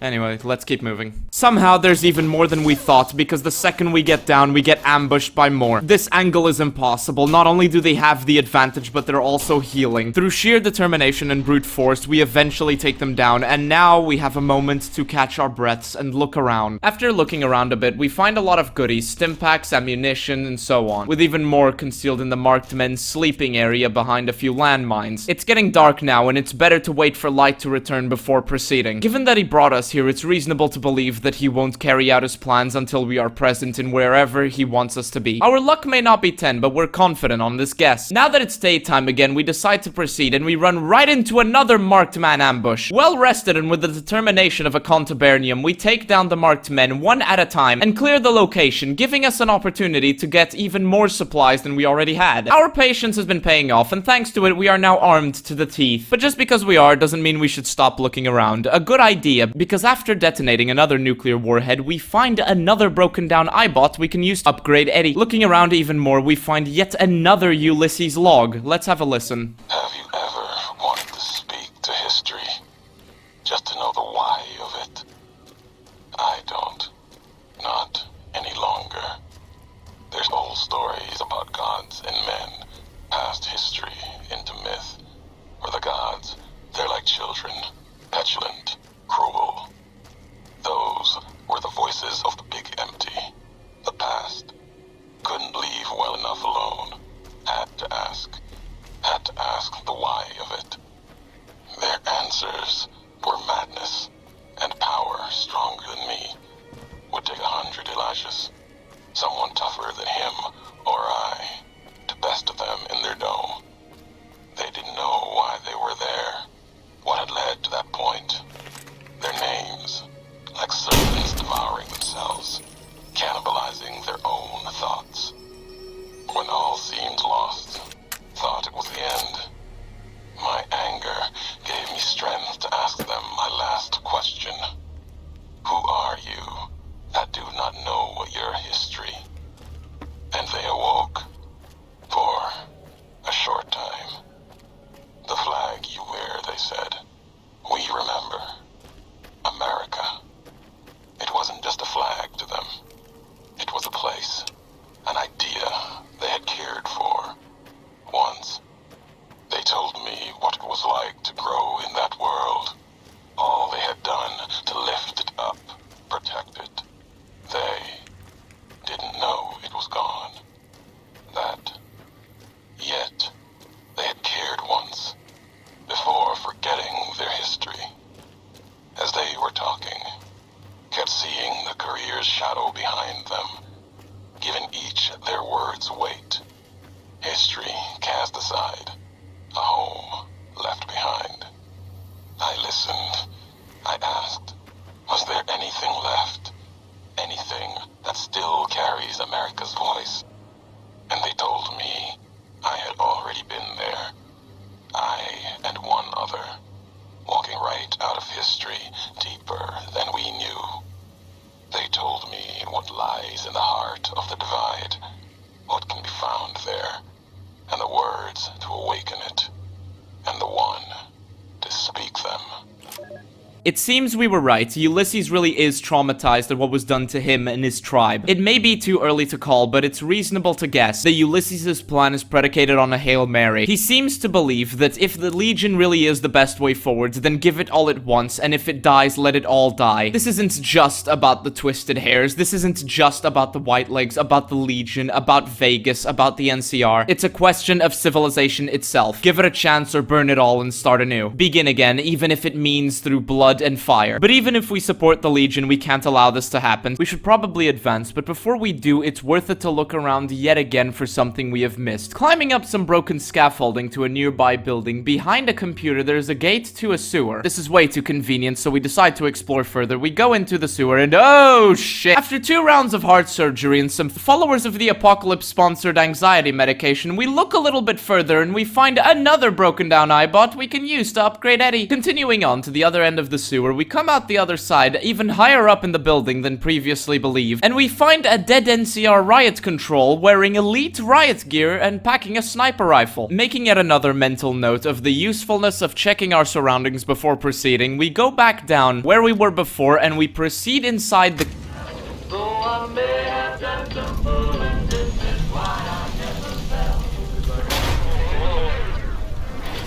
That sounded like a 308 round, probably hand-loaded. That would have destroyed most robots your size. Knowing this, I'm not surprised you didn't make it to Navarro. Look, it's not a good time to talk. I don't like the look of this place, and we need to keep moving. And with that, we move forward to the cave. Stop the footage right this instant. This, fucking cave that we're in, before we even advance, I just need to talk about this cave. On the one hand, it is a dread-inducing, terrifying place. You are cramped in here. There is no escape, if not where you came from and a little hole on the other side. On the other hand, holy shit, dude, this place is terribly optimized. Now listen, I know that I'm playing heavily modded, so you're not seeing the problems in question, but if there's anywhere in the Lonesome Road that you are going to crash repeatedly, it is exactly here. When I originally played the Lonesome Road, and up until relatively recently, until I figured out all the methods of optimizing this game and preventing crashes, it was always, and I mean always here that I crashed. Don't ask me why, but if I stayed in this place for more than 2 or 3 minutes, I would just crash constantly. Modded and unmodded. I'm not sure if it's the same for everybody, but it happened frequently enough to me before I ever got into modding that I couldn't get past this place without mentioning it. And you might be thinking, oh, I'll just rush to the other side. I wish it were that easy, because even though I don't have the footage for it anymore, there are times where I would just walk in here and the game would just close. Lonesome Road, despite not being as unstable as many people make it out to be, you know, is still very fucking unstable. Don't get me wrong, I'm not saying the Lonesome Road is an unplayable mess. It isn't. A lot of people make it out to be like it's the worst thing ever, and that is disingenuous. If you're going to play the Lonesome Road, which I definitely do recommend, just be mindful of this place. And don't listen to people who claim to play only vanilla and start stuttering whenever you ask them to show the fucking game files. I just wanted to say that. I am not excusing the state this place is in, far fucking from it, but I also don't want to dissuade you from giving the Lonesome Road a try. Anyway, we walk forward into the cave. Seems someone was here recently. Probably a marked man watching for tunnelers. And we can definitely see why. This place is packed with tunnelers. The only way to move forward is to sneak past them. There is no way we can fight them off. We use a stealth boy and we try to sneak past them, but that only gets us so far. Eventually they notice us. With only seconds before they swarm us, we fire flare after flare, but there's only a few moments left. The tunneler queen has emerged. There's only moments now, and just as it seems like we were too slow, we make it to the other side and we enter the buried buildings. There are no signs of tunnelers infiltrating this place. We can take a breather here, but it can't be a long one. A determined tunneler will only take so long before it gets to you. So we move up the building, careful as ever. We see some marked men bodies, probably executed by Ulysses, or during some other confrontation that we're unaware of. We don't know, and it doesn't really matter. Seems like we're in the clear. Good job, Eddie. How you doing? Next week on Ralphie the Robot's Incredible Odyssey. Ralphie, hurry! If mean old General Winters catches you, you'll never make it home! No! Ralphie, fly far, fly fast! Tune in next Saturday for the exciting conclusion. Only on Vault-Tec Channel 9. Eddie? What are you doing in here all alone? And who left these old videos playing? Come on, let's get you into your recharge bay. We've got a big day tomorrow. Oh, so is that what you're doing? You're trying to find your way home? Don't worry, I won't let any mean old generals get to you. Hey, come on now, sometimes I feel the same way. Why do you think I became a courier?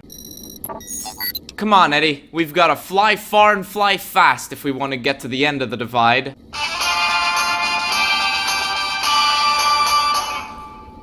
You know, I can't help but be amazed. This machine is basically just a kid, but a brave one at that. We can take on any threat together. Come on, Eddie, follow me. Thought that explosion, that building falling deep in the divide, might have been your work. Wouldn't kill you. Maybe close.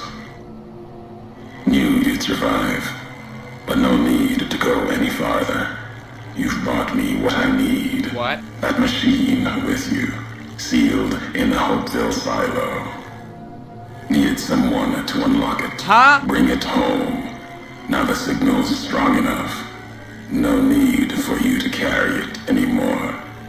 I can call your machine to me. Fuck off, Eddie's not going anywhere. You gave it a name. What was it to you? Companion, slave, weapon, Friend. all of that. Nothing compared to its primary function. It's a messenger, like us, and it shares our history. If you feel its loss, remember, you could have turned away at any time, gone back home, and none of this would have happened. I didn't know. But you had to make one last delivery, and that's why I knew you'd come, courier. Couldn't stay away. It's who you are. I'm the one who's gonna kick your fucking teeth, and you're not taking Eddie away. The machine you brought is mine now. It's coming home. Your mother. I'll reduce it to parts, just enough to function, to be aware of what's happening. What's inside that machine, that's all that mattered. All the machines here, made of wreckage from the divide, and all that was brought here. Inside its frame, it carries the message you brought here. You're And kidding. it'll do what it was programmed to do. Whatever it can to get home. The giants here will listen to it. I'll bring the divide to your home, your nation. Let its flag burn, just like you let the divide burn. Hope. Big Mountain Access Code. Ulysses. Command override. Shut up. Shut up. Shut up. No. Stop. Stop. Stop. Oh, you're a prick.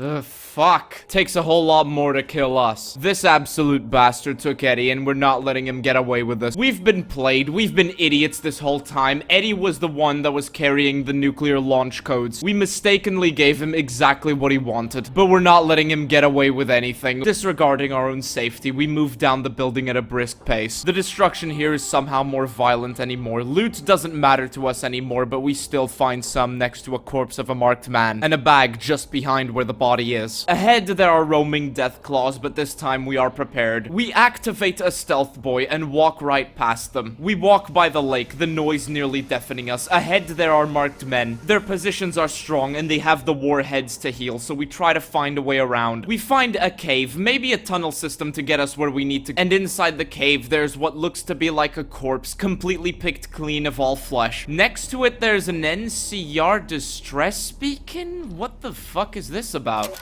Mayday! Mayday! Mayday! This is NCR Trooper Gleason, calling anyone listening on this channel. My platoon has been wiped out, and I am pinned down by a goddamn huge deathclaw in a place called the Divide. So far, I've been able to scare it away with flares, but I lack any explosives to kill the damn thing. Please assist. I say again, please assist. Mayday! Mayday! Mayday!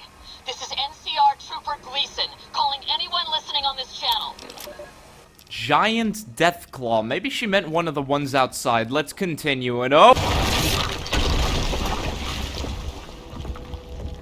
This isn't a tunnel system, it's not a path, it's the home of a giant death claw. Its teeth sharper than all the rest, its claws big enough to kill us in one hit. We keep it away with flares, but this thing doesn't do any damage. We have ammunition, however. Our only chance is to keep it at bay with the flares and shoot it while it's frenzied. Our surroundings don't matter, our eyes focus just on the death claw. We made a promise to Eddie, and no monster is going to stop us.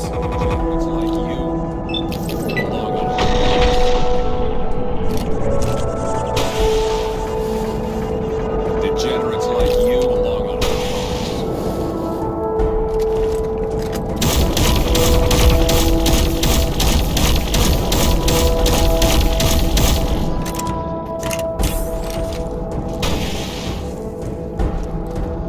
Degenerates like you belong on a Degenerates like you belong on a cross.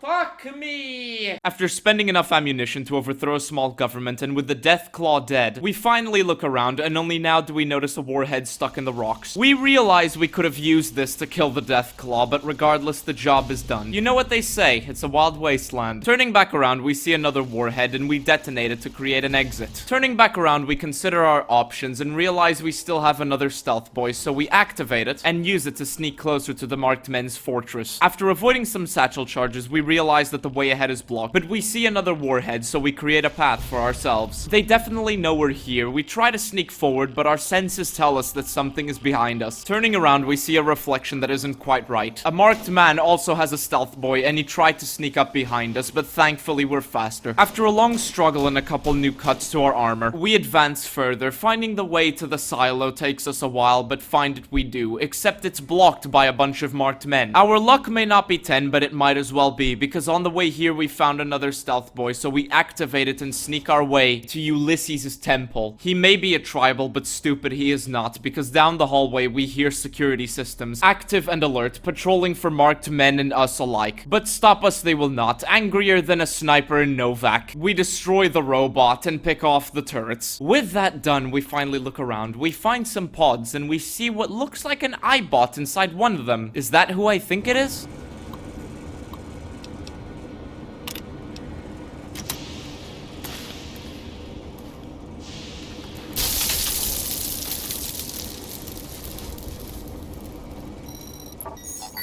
Boy, are you a sight for sore eyes. Was that an override function that piggybacked on your broadcast? I figured that's how you got here. Ah, it's okay, don't worry about it. Well, are you ready to go now? With our friend by our side once again, we gather our ammunition, we use the auto dock in the hallway, we put on our best armor, we tie our shoes, we load our guns, and with one final breath, we take the elevator to Ulysses.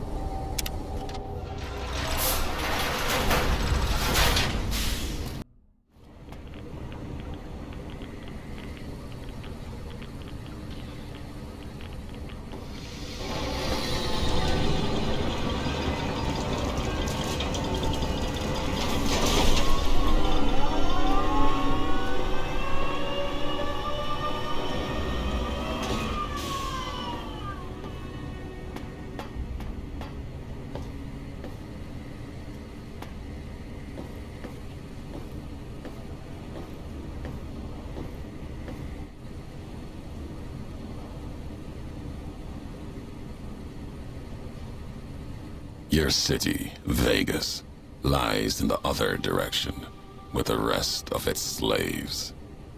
Or is it just you, courier, without the lights and ghosts? Judging by your shadow, maybe you can't let your machine go. Doesn't matter now. Either way, the Divide Giants are awakening.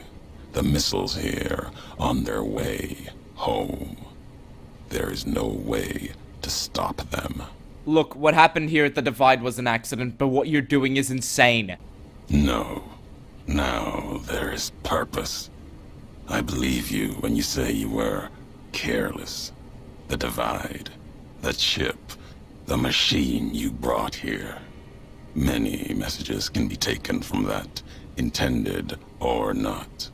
What I do now is an act of conviction.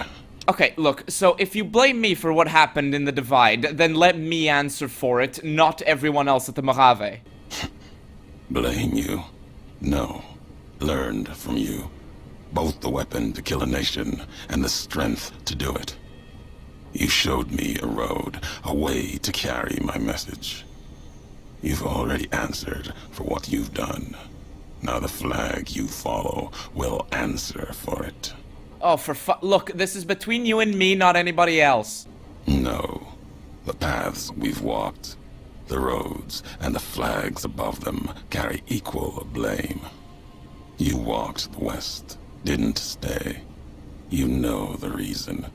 The bear grows without structure, follows a symbol without knowing its history. Without NCR to support it, Vegas will fall to the Legion.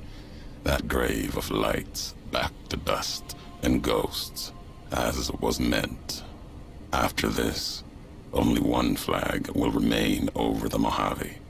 Let that one fly, or destroy itself. You know you can't destroy the West even with all the missiles here, right? No need to destroy the bear. Just cut its throat. I knew it. You taught me that at the Divide.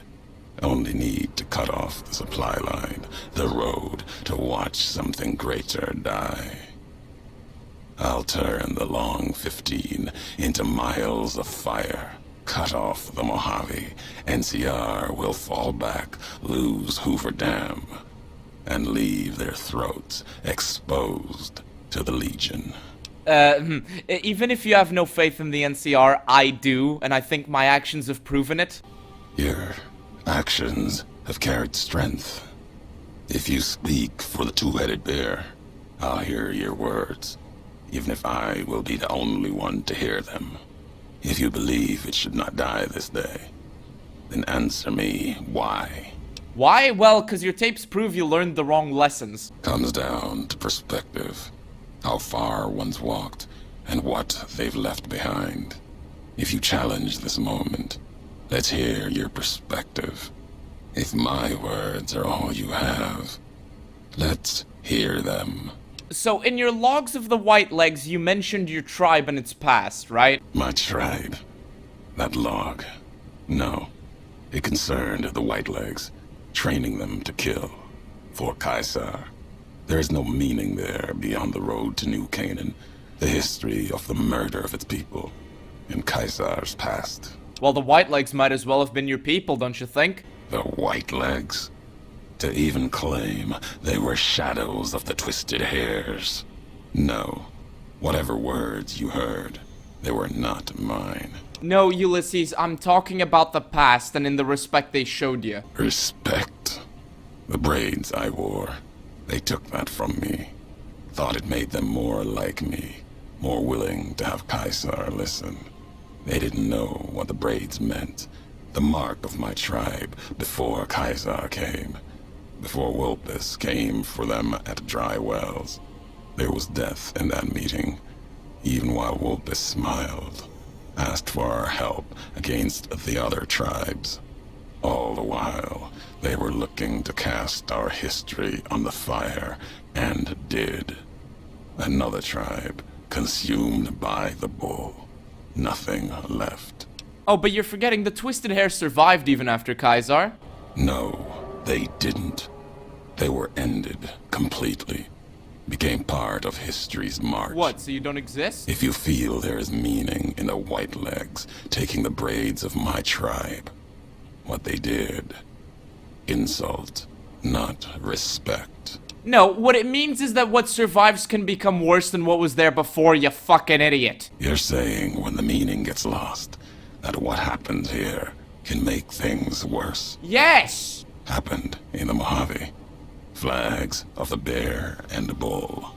Nothing can prevent what comes. The missiles will launch. Oh, for fuck's sake. These questions, your words or mine, what do they matter to you? They matter because destroying the symbol is never the answer. But changing it, that's another story. It may be that as much destruction has been written in the earth here. One buried this place, yet it lived on between us. One may build it again, build others. Your history has proven this here. There's truth in your words. Thank you. But even if there's hope in change, it may not matter. The divide still stands against us. What are you talking about? Our enemies gather outside. Shadows of the bear and the bull. They will have found their way in, just as you did. It was always my intention. In case I could not kill you, the marked men would flood this place, cut off your escape. You're kidding. If we cannot prevent what comes, then let us make our stand here. Two couriers together at the divide.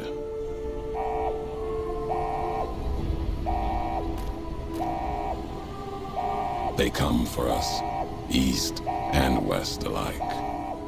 We turn around and we see an army of marked men flooding in. The same marked men we created. The same marked men we've been struggling with so far. In numbers we've never seen before, they rush us with all they've got. These miserable creatures won't let us leave. But we never cared for what they want anyway. Degenerates like you belong.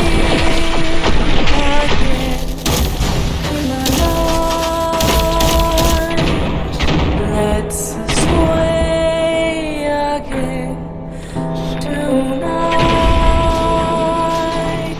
Your arm on my shoulder, your cheek against mine.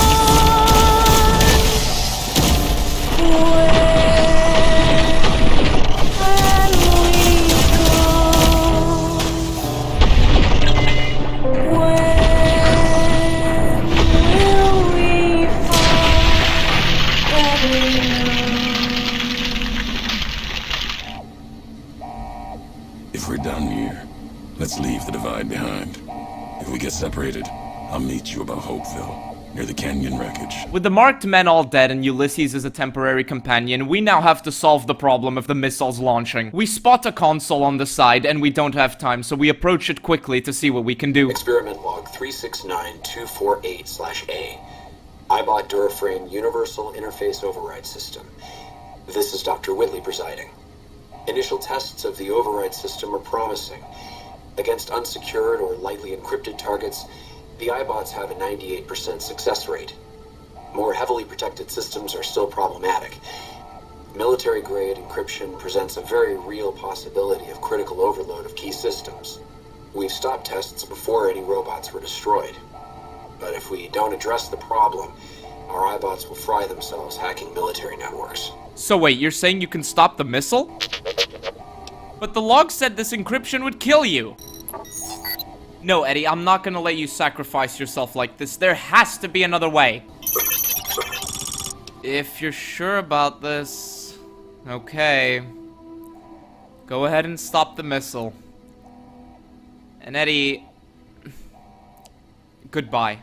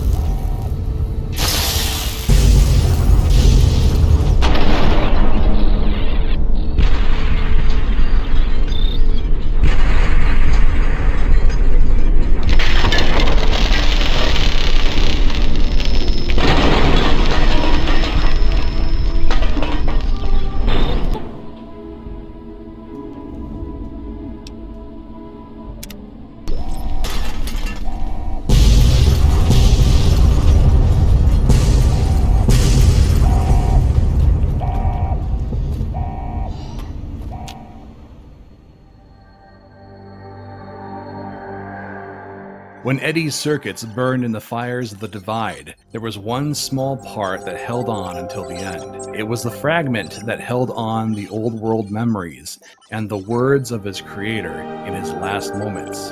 As his last gesture, he sent one last signal to his counterpart in the Mojave, passing along what the courier had taught him in the Divide.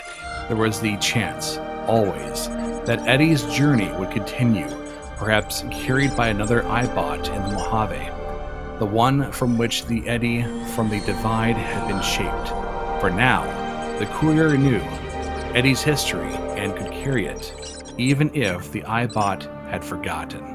Hopeville burned lightless in the night, invisible fires of radiation scorching it from within and without. It is said a man still walked its streets with a tattered jacket, an old world flag etched on the back. He remained there, perhaps as punishment for the scars he left on the wastes, or a reminder of a history he could not forget. For Ulysses, his journey was over. The courier had been the end of his road. As for the courier, she turned her back on her home for the second time and made her way back, navigating the treachery of the Divide. Tunnelers and the marked men avoided the lone figure, as if recognizing the courier's right to passage, or out of fear. The courier walked until she stood again upon the edge of the Divide, the last road she would walk before the second battle for Hoover Dam. There, beside her feet, was a final package from one courier to another, a footlocker bearing a gift and a message. But that message, it is something for couriers to carry, and for them alone. The lights flickered across the Divide, reminders that the old world histories persist and find meaning in the present. It said, war never changes. Women do, through the roads they walk, and this road has reached its end.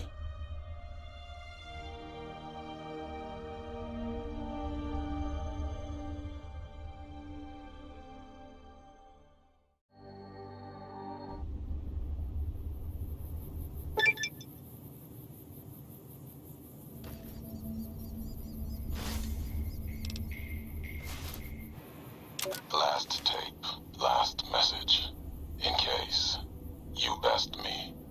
If you're hearing this, you have, through blood or word. This message and all that it is for you, courier. If you want to know the why of things. This world, I've walked a good part of it. I stopped only because of you. What you did gave me pause. Long ago, I crossed the Colorado, the first among the Legion to see Hoover Dam in all its glory. An old world wall, yet bridging two sides. And beyond it, a symbol of a two-headed bear. An idea great enough to challenge Caesar himself. Might kill him taking it, whether he won or lost.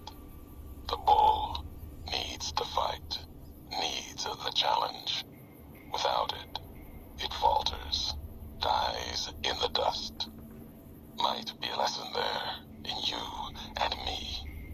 Leave the thought behind the message to you. My message is this: the destruction that has been wrought at the Divide, or elsewhere, if you can stop me, it can happen again. It will keep happening.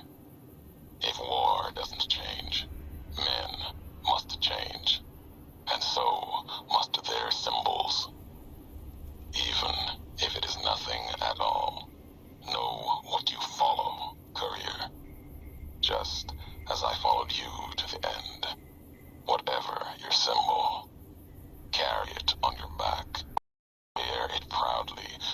stand at Hoover Dam.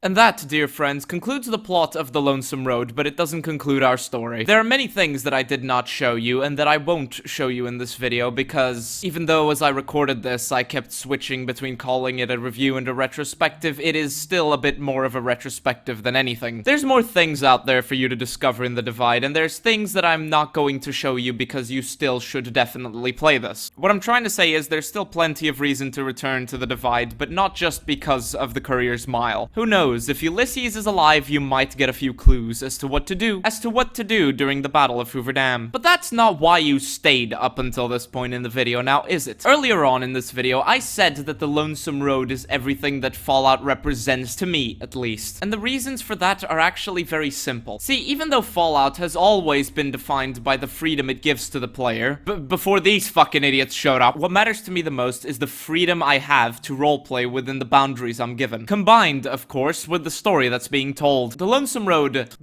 Road almost achieves perfection in this department. If you're paying attention, Ulysses blames us for what happened in the Divide. He says that through the road we took, going back and forth between Hopeville and the West, well, Hopeville, Ashton, the Divide, and so on, and the West, depends on your interpretation, but he said that we are the ones to blame for what happened there. You have the freedom to say that he is mistaken. After all, this is a role-playing game, and my courier, who I am role-playing as, has actually, never been down this way, or even anywhere near it. Now, you can make the case that he's simply being misinterpreted. Now, given how he talks, how he portrays things, how he describes things, you can make the case that he's not speaking in literal terms. But my problem is that no matter how much you try to deny it, no matter how much you try to say, no, I haven't been here, you're just wrong, Ulysses just basically goes nuh-uh and continues anyway. This is primarily due to the fact that this DLC was structured around the notion that this courier was following you, another courier. And the story outright ceases to make as much sense if you are simply just not the one that Ulysses is talking about. You would think that this would be one major reason for someone who loves Fallout as an RPG to just say that this is ruinous to the role-playing element, but no, it isn't. Because there is enough there to the point where it's very easy to overlook this, and disregard Ulysses as being confused on this matter or not speaking in literal terms. And not only does it take legitimate skill to do that, it takes even more skill to make a very linear DLC, which can be altered to a degree depending on what you do before starting it, and make it accommodate for 99% of the player freedoms that you would expect from the base game. Think about this. Above all things, what is it that people love Fallout New Vegas for? That's player freedom. And I felt free despite being confined to what was effectively a straight line. There are places that we did not explore during this adventure, but it still felt like an exploration. At no point did I legitimately feel confined to what the DLC wanted me to do. With one exception. Yeah, I'm still mad about the fucking nuke thing. In case you skipped to this point in the video, which you shouldn't do, but I'm glad you're at least finding stuff to watch, that is the part where you have to launch a nuclear missile and have no choice but to do that. I would like to posit something here. Would it have been that crazy to allow the missile in Ulysses' temple to launch and have Eddie override it mid-air? As in, he approaches the console and it triggers a shutdown sequence which causes the missile to fall and explode. Or again, just completely lock the player out of the Courier's Mile if they didn't launch the missile in Ashton. It's still a damn shame that we had to do that. But since we're sticking to negatives just for the time being, let's ask ourselves this question. Ulysses, what are the names of the two biggest factions in the Wasteland?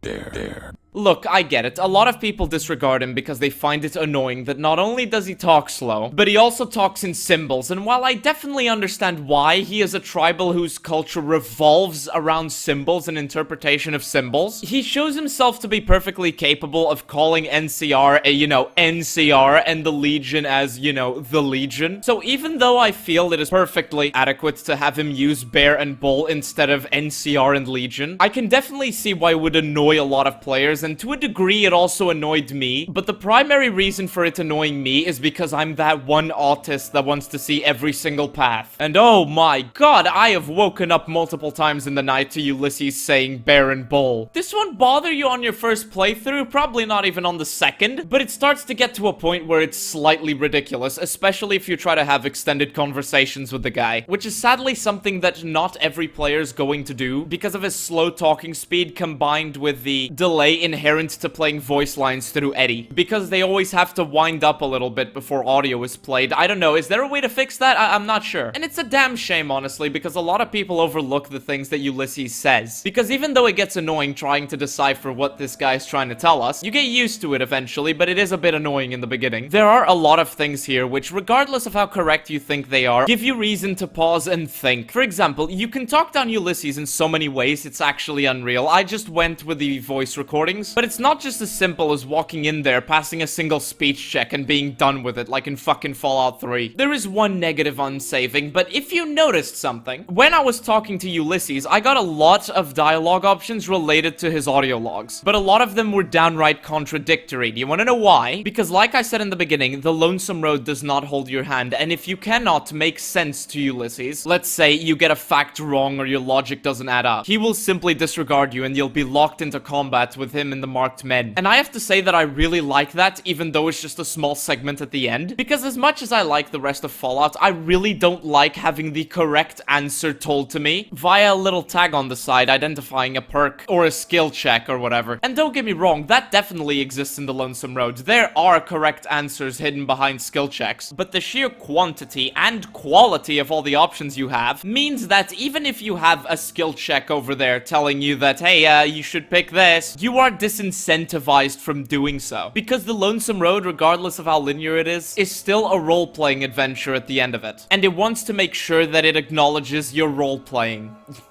You know, unless you're playing for a house or yes man ending. Because in case you didn't notice, an NCR option showed up at the end, even though I am not siding with the NCR. And yes, that's why I took the time to explicitly say that I was going for house in the start of this video. You see, if you go for a house or yes man ending, but you do a lot of quests associated with the NCR, maybe because you're role-playing as someone who cares about that, which I was, because if you choose house, you don't exactly want the Legion to be bothering everybody else in Vegas and in Freeside. An NCR option will show up, as it will if you're playing for Yes Man, but you know, we're previously helping the Legion. I would have really liked it if both options would have showed up, but hey, who the fuck am I to say? So you may be doing a house run, but if you've done enough NCR quests, you might reach the end and not get the duster that you want, on top of having some role-playing options taken away from you. And while it can be chalked up to an oversight resulting from lack of time, it's a really big fucking oversight, because it can lead to players who might not know what's going on to get disappointed at the end. If you want to avoid this happening,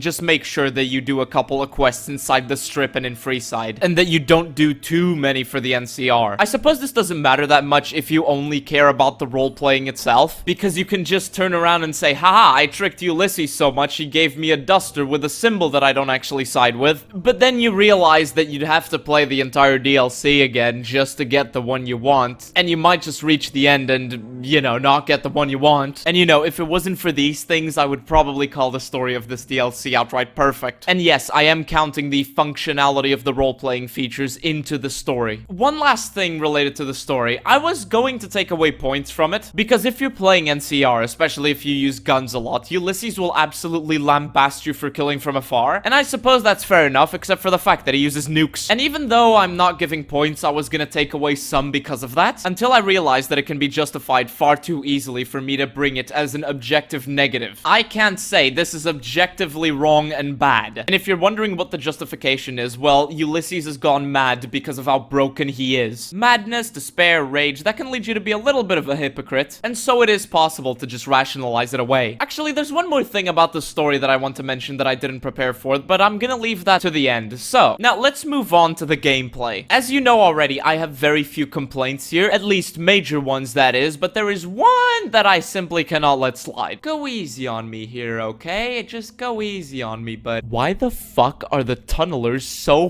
fucking bullet spongy. This isn't necessarily a problem most of the time, but there are times where they are blocking your fucking way. And if you are not sufficiently high leveled enough, as in above level 30, you are going to waste a small army's worth of ammunition trying to take these fuckers down. And I get that the idea is for them to be super scary, but I'm sorry, when you have to artificially reduce how much damage they can take inside the elevator lift to the Ashton silo just because you are now stuck with them there, then I think you might be exaggerating a little bit on this threat you're creating. Another thing that I have to mention, and it's just a nitpick, but you know, I want to mention it anyway. How the fuck do those commissaries work? Why do they accept caps? If I buy a gun from the commissary, where the fuck is it coming out of? I know, it's a minor thing, but I noticed it at one point during this playthrough, and I started thinking about it for the first time, and now it just won't leave my head. Now, because I've been talking so much about the negatives, you might think that this DLC is actually not that great. Well, no, it's just easier to focus on the negatives. The story of this DLC is, despite its flaws, one of the most engaging ones that I've ever experienced in a role-playing game. The Lonesome Road stands on its own 2 feet against the rest of the game, and that is something to be applauded. Of all the problems that I mentioned so far, only 2 actively bother me. If you play vanilla only, you can add 1 more to that list, you know, the stability inside that cave full of tunnelers. And even though they bother me, I still find myself very easily enjoying this and being fully invested in it. If the Lonesome Road was its own standalone game, then it would be absolutely worth the money in my opinion, despite all of its flaws. And it captures the post-apocalypse in a way that Fallout simply hasn't been able to since its release. And I would also argue that Fallout wasn't quite able to capture before. See, I will admit one thing.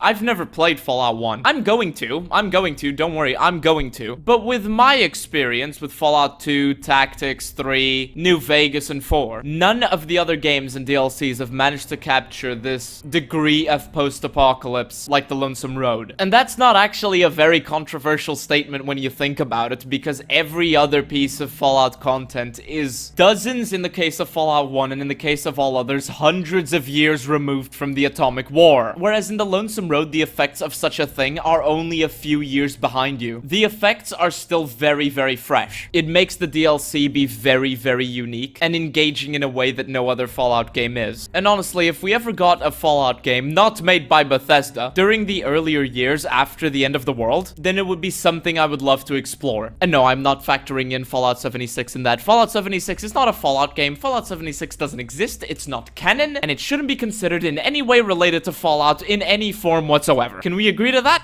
Good. And before I leave you, I want to mention one more thing. The tunnelers. If you noticed, Ulysses said that they will eventually reach the Mojave and nobody will be able to stop them. In effect, guaranteeing that no matter what you do, eventually the Mojave is fucked. Probably the entire wasteland, let's be honest. And I don't agree with that for many reasons, but I will only mention 2. The first reason is the tunnelers reaching the Mojave. According to motherfucking who? To Ulysses? Cool story. He understands the tunnelers about as much as we do. And the idea that they're eventually gonna reach the Mojave is just based on his assumptions. But let's say that soon enough they are going to reach the Mojave. Well, I point you towards 2 things. The think tank and Vegas. I've heard the rumor that the tunnelers were just invented to be a fuck you to the player, saying that no matter what you do, things are fucked. But Fallout New Vegas is such a strong game that there are ways that you can theorize how you would solve the tunneler problem. Among them, probably getting a few tunneler bodies all the way to the think tank and asking them to come up with a solution for it, and buying extra time for you to find a solution with all the resources of Vegas. That is, assuming you kept the think tank alive. Now it's your turn to tell your story. Leave a comment with what your latest courier did. The path you took, the choices you made. I'd love to know. I hope you enjoyed this little video of mine. It's not my habits to make long videos, and I'm not exactly skilled at making them, but I did want to try. Because despite the fact that I am currently fighting to keep my voice stable enough to record, I love this DLC. I wanted to talk about it, and I wanted to spread some positivity for once. Tell me what you think in the comment sections below. I would love to know your thoughts. With all of that said, I am Enclave Emily. Thank you guys for watching. Thank you guys for rating, and I will see you all in the next one.